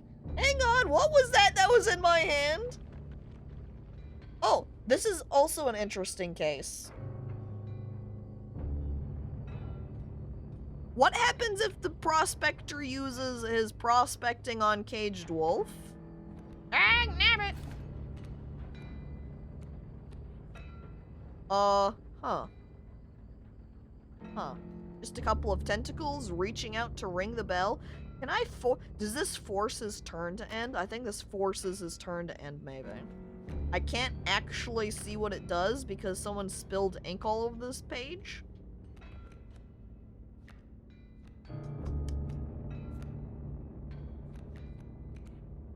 I'm also going to wait to do anything.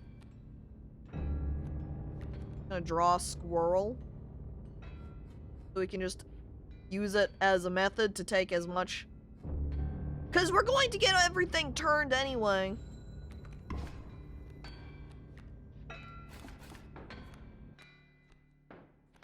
I'm gonna hoard up squirrel cards for sacrifice purposes. And this will let me take damage down on my caged wolf. What happens? A wolf appears. What was that? Corpses are in no short supply.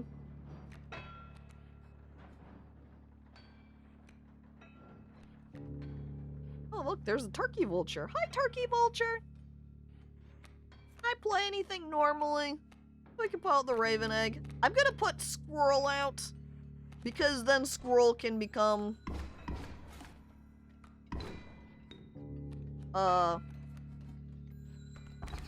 one of the gold walls. There's gold and then there are cards. Dang. Goodbye, Grizzly. Thank you for your service.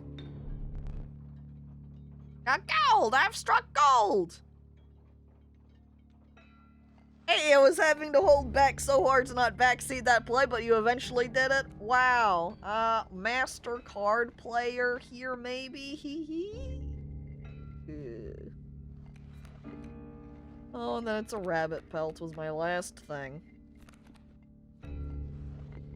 Do I have enough bones to play the turkey vulture here?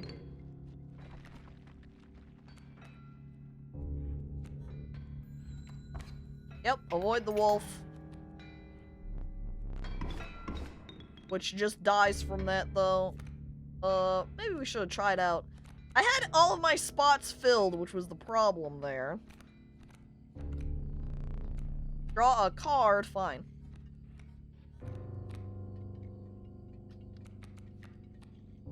I don't have much. I don't have much.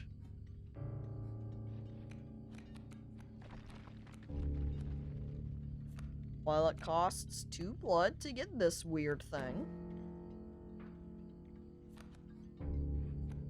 Play out 2 squirrels. Let's see what happens with this weird thing. It does 1 damage. Then I can put out a raven egg.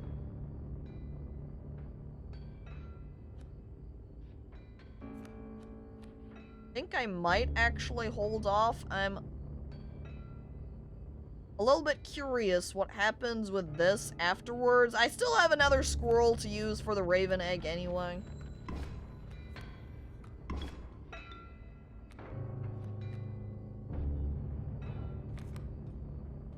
Don't know what it does. I don't know how this functions. I'm so close over here. Can I, if I use pliers, can I win the battle that way? I don't think so. I play Boulder?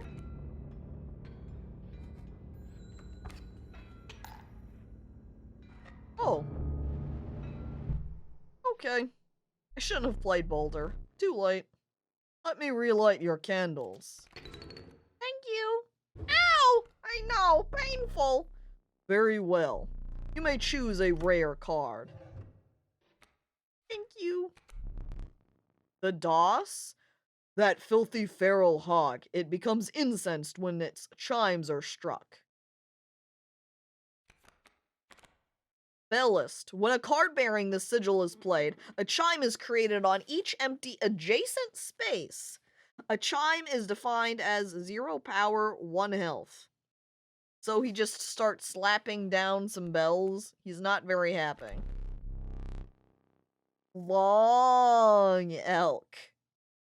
Forget about baby elk. We're a long elk here now. Look at him. He's going wild. Just one big string worm. I have no words for this freak of nature.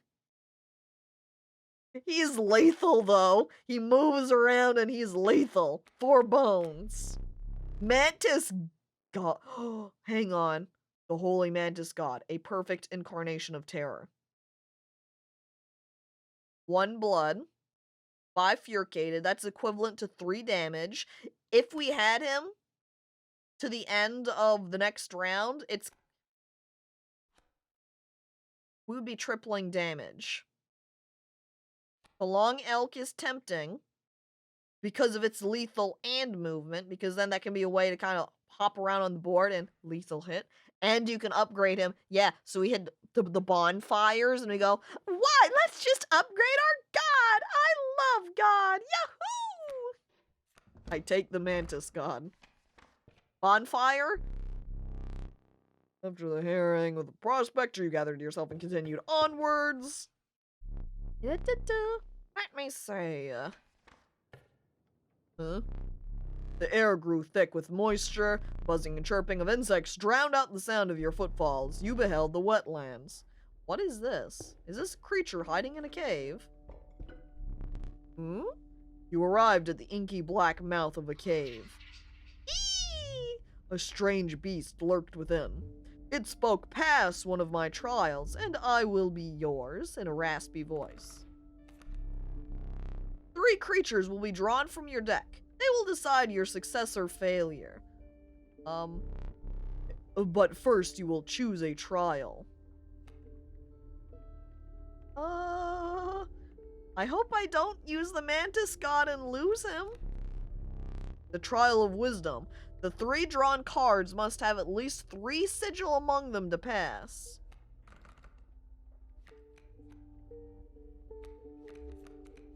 We're not looking too good.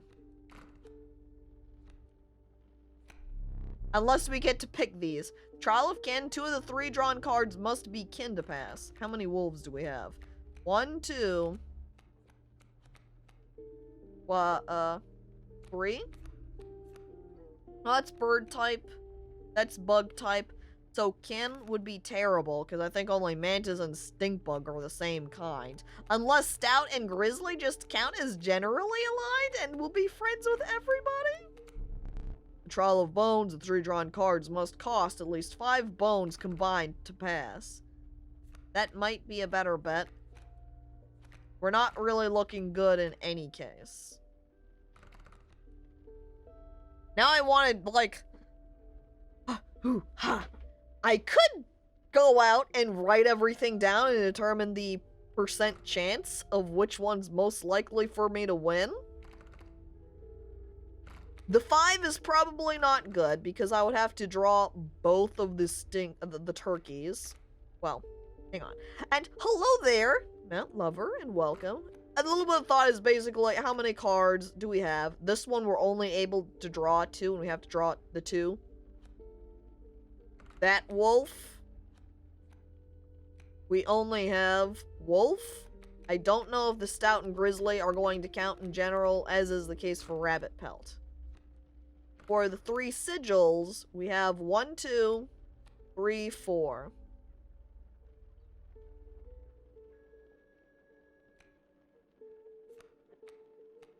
I feel like that at least gives us 1 extra opportunity. I feel the sigils, compared to the other 2, is the one that's going to be a little bit more likely. Let the trial of wisdom begin. I win. I win. Really, if we had chosen the bone option too, that would have also let us win, and it's just the kin that we would have lost. So, hooray, hooray! I've passed the trial, chat! Oh, the beast revealed itself. What are you, beast? The bloodhound, worker ant, or the wolf cub? Bloodhound, which can be just infinitely, killed here, which normally is tempting and cool. In this case, not as good. Just because since he's moving around on purpose to get attacked by the enemy, he's more likely to take too much damage and die. But he would be able to function in place of, say, squirrels, at least temporarily. I don't know if he would last long enough to have this be worthwhile. By the way, hello there, Jimbo, and welcome to the stream. The worker ant getting 3 blood is good, because then we can put out squirrel, sacrifice squirrel, get 3 blood. So, very nice. Wolf cub giving us 3 bones and just functioning as just a general wolf is also nice. I think just as the group, the worker ant's ideal, because if we pulled worker ant from our deck, we could sacrifice something on the board, put out worker ant, sacrifice worker ant, or if we had the just straight drew the worker ant from the hand, then we know we can grab a squirrel and then get 3 blood out of it in the end. We're gonna take him. The inhabited worker ant joined your menagerie. And if you have grizzlies in your deck, the ant can just combo straight to grizzly. Yes, so then I can either have the grizzly being used, summoned from the stink bug, or summoned from that ant. Either would work. And now we've got the backpack, so now my empty items are all filled up. Turn this and it'll skip my next turn. I take the hourglass hands down. Its bleeding yields 3 blood, if you can ignore the bleeding. So we could get a pocket black goat. We can also get some coins here. I think the emergency coins might be better. But they'd only really be useful at the start of battle if I have the stink bug in my hand, because then it would let me summon the stink bug right away. Whereas I now have 2 cards in my hand that have this, though one of them's the stink bug. If I could get both of these, that would be much better. Yeet.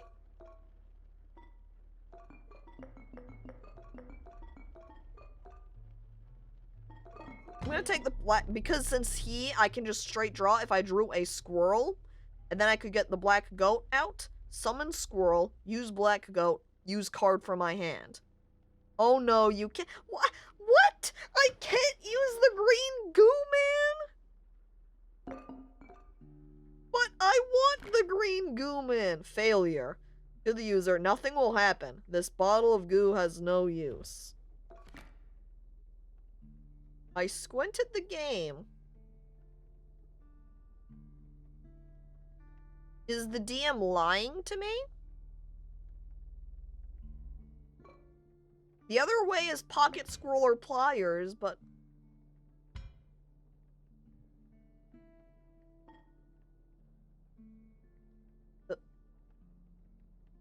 The goo. the game squints back.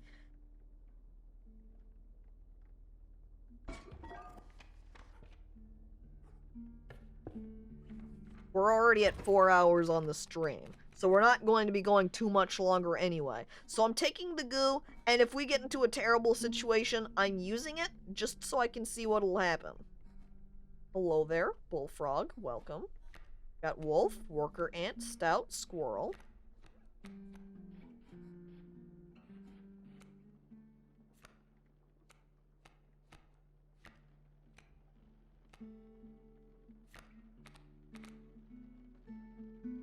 I ponder what's over here in my deck.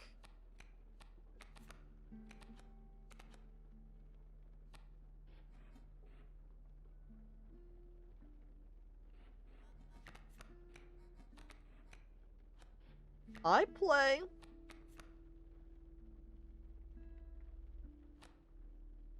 I look at my deck again, thinking. I play worker ant. I end my turn. Did I actually say hello, Mount Lover? I feel like I might have already, so now I'm just saying it twice. Well, I got the Mantis God. I look at Stump. I look at Mantis God again. Does require 1 blood. If I killed the worker ant, I don't know if this is the case. The worker ant gives 3 blood. Would that allow me to do multiple sacrifices?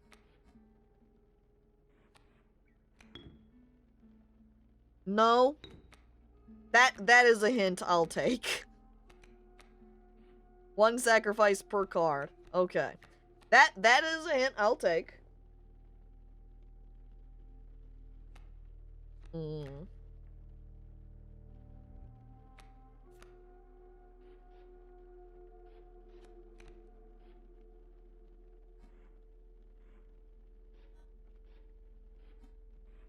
I'm looking. I'm thinking.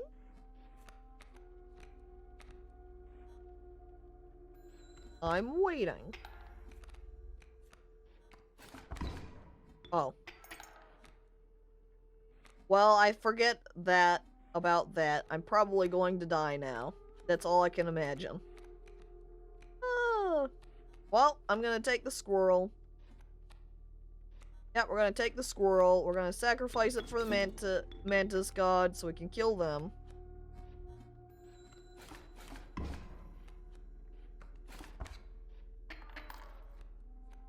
And then we'll go ahead and draw squirrel so we can put squirrel out.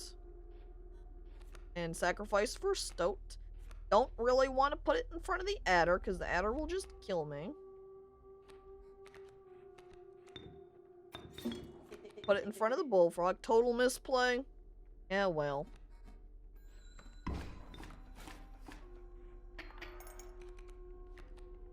Oh my god. That rattler.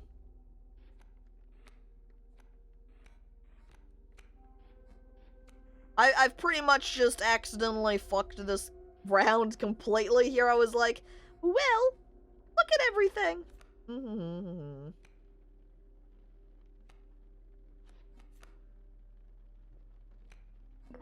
Goo time? I'm serious, you cannot use it. There's no possible use for it. I'll place it on that shelf over there for now. My advice, avoid it. What?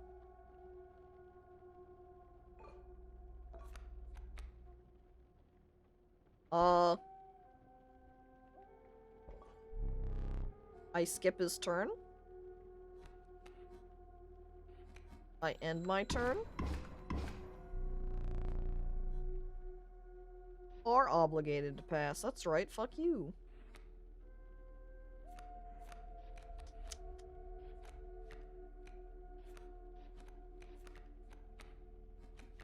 I put out my squirrels, and I kill my wolf. Or kill for my wolf. And then that should be it. Enough teeth? Not quite. Next turn, right? That should be good, though. Might as well just draw one of these guys. Hello there, Stinkbug. Perfect timing! I look between the two of them. If I'm gonna make one of them get killed, I might as well opt for him. I don't think he has any more cards left, though, so... I'm not sure that I actually needed to use the card to skip his turn. Maybe that way he wasn't able to deal all the damage. I don't know. Still, though, we did manage to win that. Ooh, now we can get a Kingfisher. Where he flies and submerges. That might be good to take. We'll just take that. I back up, though. Where's the bottle of goo? I want to see the bottle of goo. I look at the bottle of goo. The pain is unbearable. Even after all these years. What do you want? I have very little to live for these days. What? The cage has been broken. The statue is free. I believe this is a step toward freeing the master. Who's the master? And that's all right, Sick. I hope your head feels better soon. Have a good night. I take the wolf statue. It's my statue now. Look, he can come over here and be the squirrel's friend. I take the dagger. You finally pried my special dagger from the paws of that squirrel, though you may wish you hadn't. What does the dagger do?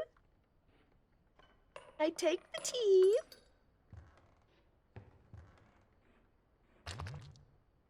You're wondering about that painting? I've seen stuff come out of it. But only if the cards are aligned just right.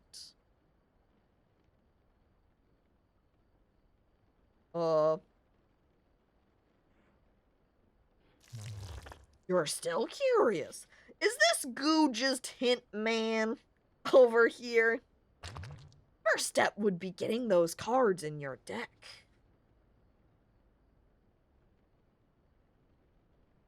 I mean, I don't have the moose buck, but I can get a squirrel.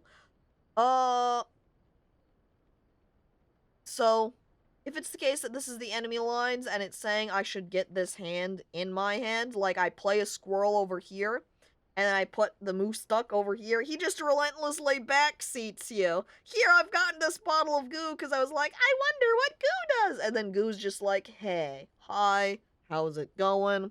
I'm the tip goo, and I'm gonna tell you everything, whether you ask or not. So now I want to get this moose buck just so I can see what happens if I put these on the game board. Wonder what they'll do. But we have to actually get those cards in order to find out. What does the cross check do?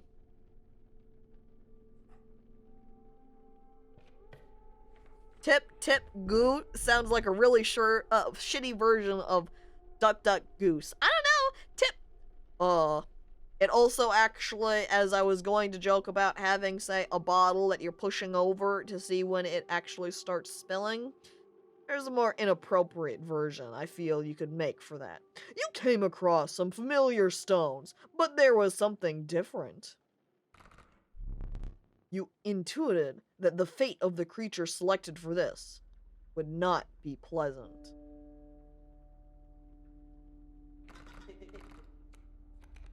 Both of them are like, maybe don't, hang on, I'm looking at Stinkbug's face now? Wow, Stinkbug, looking pretty good. I like the lipstick. Well, I'm not sure what happens here. What do you suppose would happen if I put a rabbit pelt out? Gonna be real? I want to see more exciting things happen. We're putting down the Kingfisher. You callously slaughtered the Kingfisher. However, the Bone Lord was pleased by your sacrifice. A minor boon of the Bone Lord. You will start each battle with 1 extra bone. You shook off the viscera of the poor Kingfisher and carried onwards. Well, if I started out with one more bone, and if I started out with...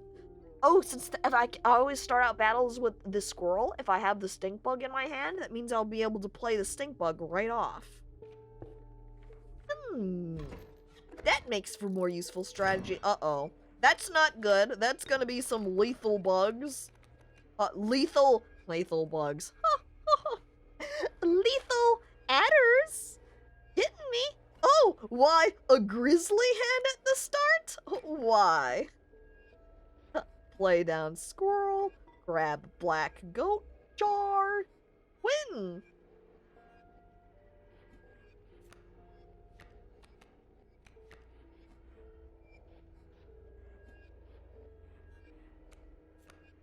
Play oh. Sorry. Now I play the Mantis God. Put him here, and I won't be able to attack the bullfrog at all because he's going to submerge himself.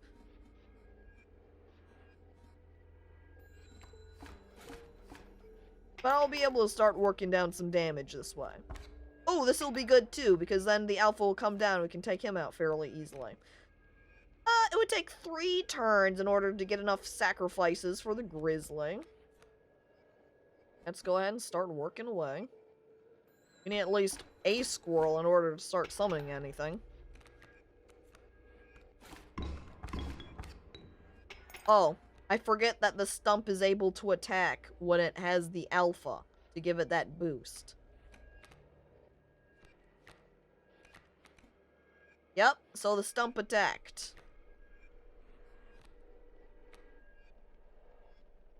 I'm gonna cross my fingers and hope for something useful.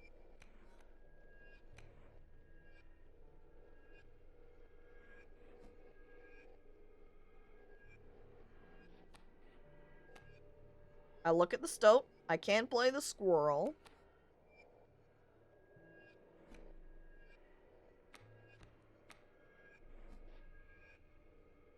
And I can kill the alpha after 2 turns. He's gonna deal a lot of damage, though. Perhaps then...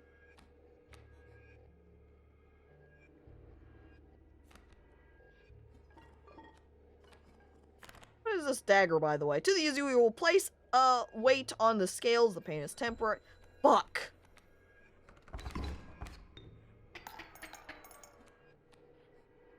I just accidentally hit. I did not mean to click that bell. That was such a massive misclick. Jesus Christ. Jesus Christ. Well, I can play the black goat now. We play down the grizzly so we can kill that alpha, which will also overkill into that adder. Don't have quite enough bones.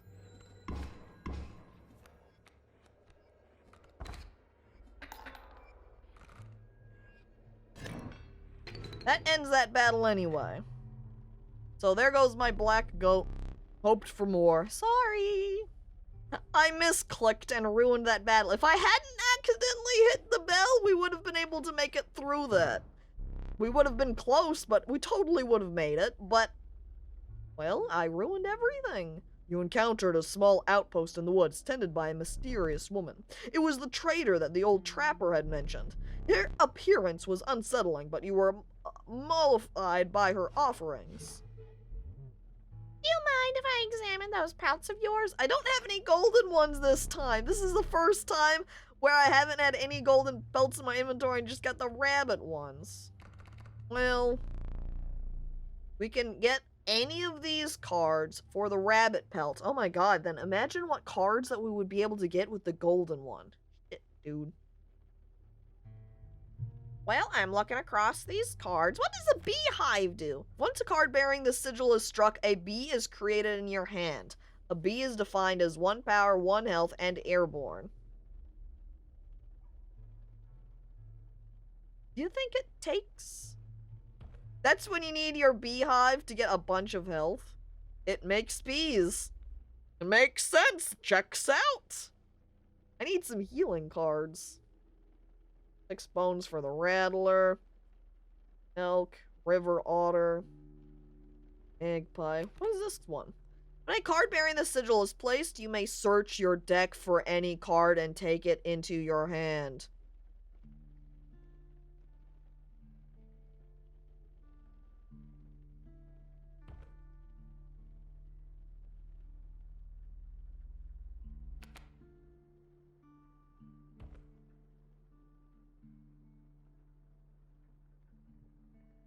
While that would be great, the issue here is that it does take 2 blood, but then you could combo this and have Squirrel,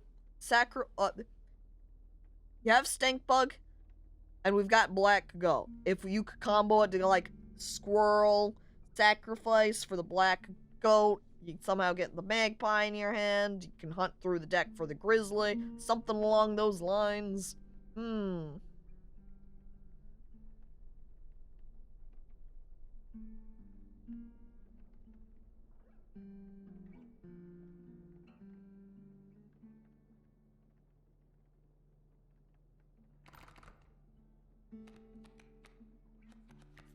I do have multiple, just 1 blood type cards in my hand.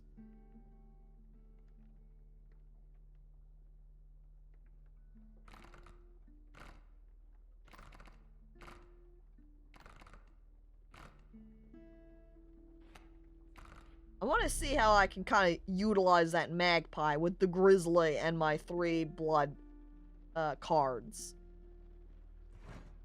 Again, though, I'm silently wishing as we walk away that I had fancier pelts. What is this? There's totem items by... I guess I do have a couple of available spaces over here for items. I want to know what this is! So we're going to go over here and look! And hello there, the Dr. Jordan, and welcome. I love Magic the Gathering. It's pretty close. It's cards, so everybody knows every card game where you battle against people exactly the same. You found yourself among a grove of thick and pungent mushrooms. You squinted to see a figure through a thick cloud of spores. Whoa!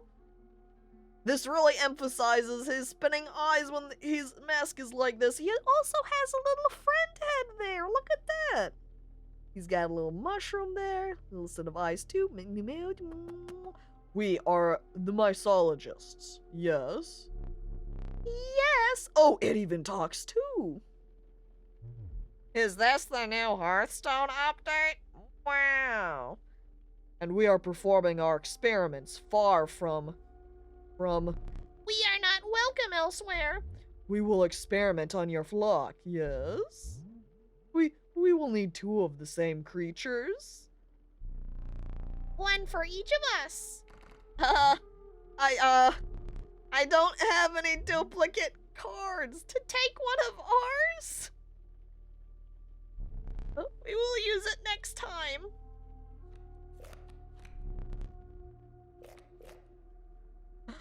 Oh my god. The mycologist sees that we don't have it in our hand and is just like, oh, well, heck, that's a shame. But now where is it going to be useful to have duplicates? It makes me curious. I could just gamble if I grab the Grizzly. There he is again. We're gonna visit him a second time right here, and we're gonna say, sorry, Bonfire, I gotta know what happens when I combine them. That's how I got my most powerful cards. Use it wisely, and we'll roll back again to try to generally avoid giving tips, hints, and the like. So I can just learn and find out as I go. Grizzly and Grizzly makes... Huh? Kingfisher, Coyote, Kingfisher. I look at the Grizzly in my hand. I look at the Stink Bug. I look at the Squirrel. If only I had 1 more bone coin, because otherwise the Squirrel I can't straight up sacrifice to the Stink Bug.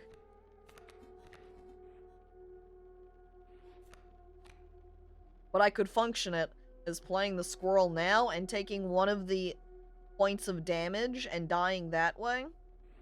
And then I'd be able to stink bug it up for the sacrifice.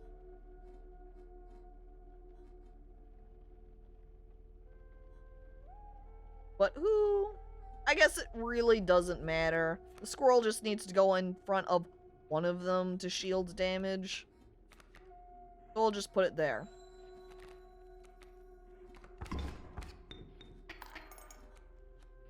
I guess it's best to put it in front of them anyway, because then it can just take that hit. And now we can put out the grizzly. Draw a card. I don't like drawing cards. A lot of work to reach my hand over there. I put out the stink bug. It doesn't really matter again.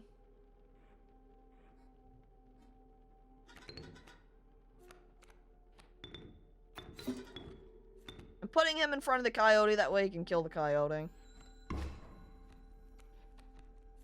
And he can just attack right here. I probably would have actually been better to just go there and deal the damage to him.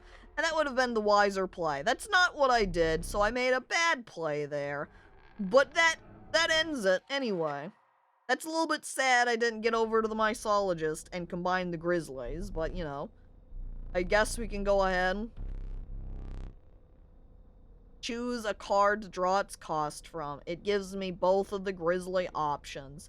Well, it doesn't really matter how I combine these cards together because, oops. That would put us at the end of the stream. We're at the end of the stream here now. Anyway, chat, it's over. Everything's done. I've died. We made it to the Fisher guy the one time, and I totally would have been able to beat him, but DM wagged his finger at me and says, you can't progress that quickly, that fast, that's too wild. You just showed up, TV? No! You're missing it! You missed it, that's okay. Next time. Don't be late then. Whoa, Spud. Whoa. How incredibly rude of you. You might cry now. Is that a tear? Going down TV's cheek now? No! Oh, well, thank you everybody for coming on by to watch. It was a lot of fun. Inscryption was great, even though after that, like, first run or two, whatever, I wasn't exactly making the best plays. I didn't exactly get the best RNG, but hey, it's not too bad. But thanks everybody for coming on by to watch. Thank you for those who have followed. Thank you for those who resubscribed. It's very appreciated. And then tomorrow, oh, I'm on such a game toss-up. I'm gonna have to think about it. We'll see exactly what I play tomorrow. But it will be more gaming. The games. Oh, and of course, the start of the stream will be the Better Twitch TV emote that I'll do real quick for the channel points. But thank you. Yes, thanks everybody. Have a nice night. Bye. Goodbye. Bye. Yay. Bye.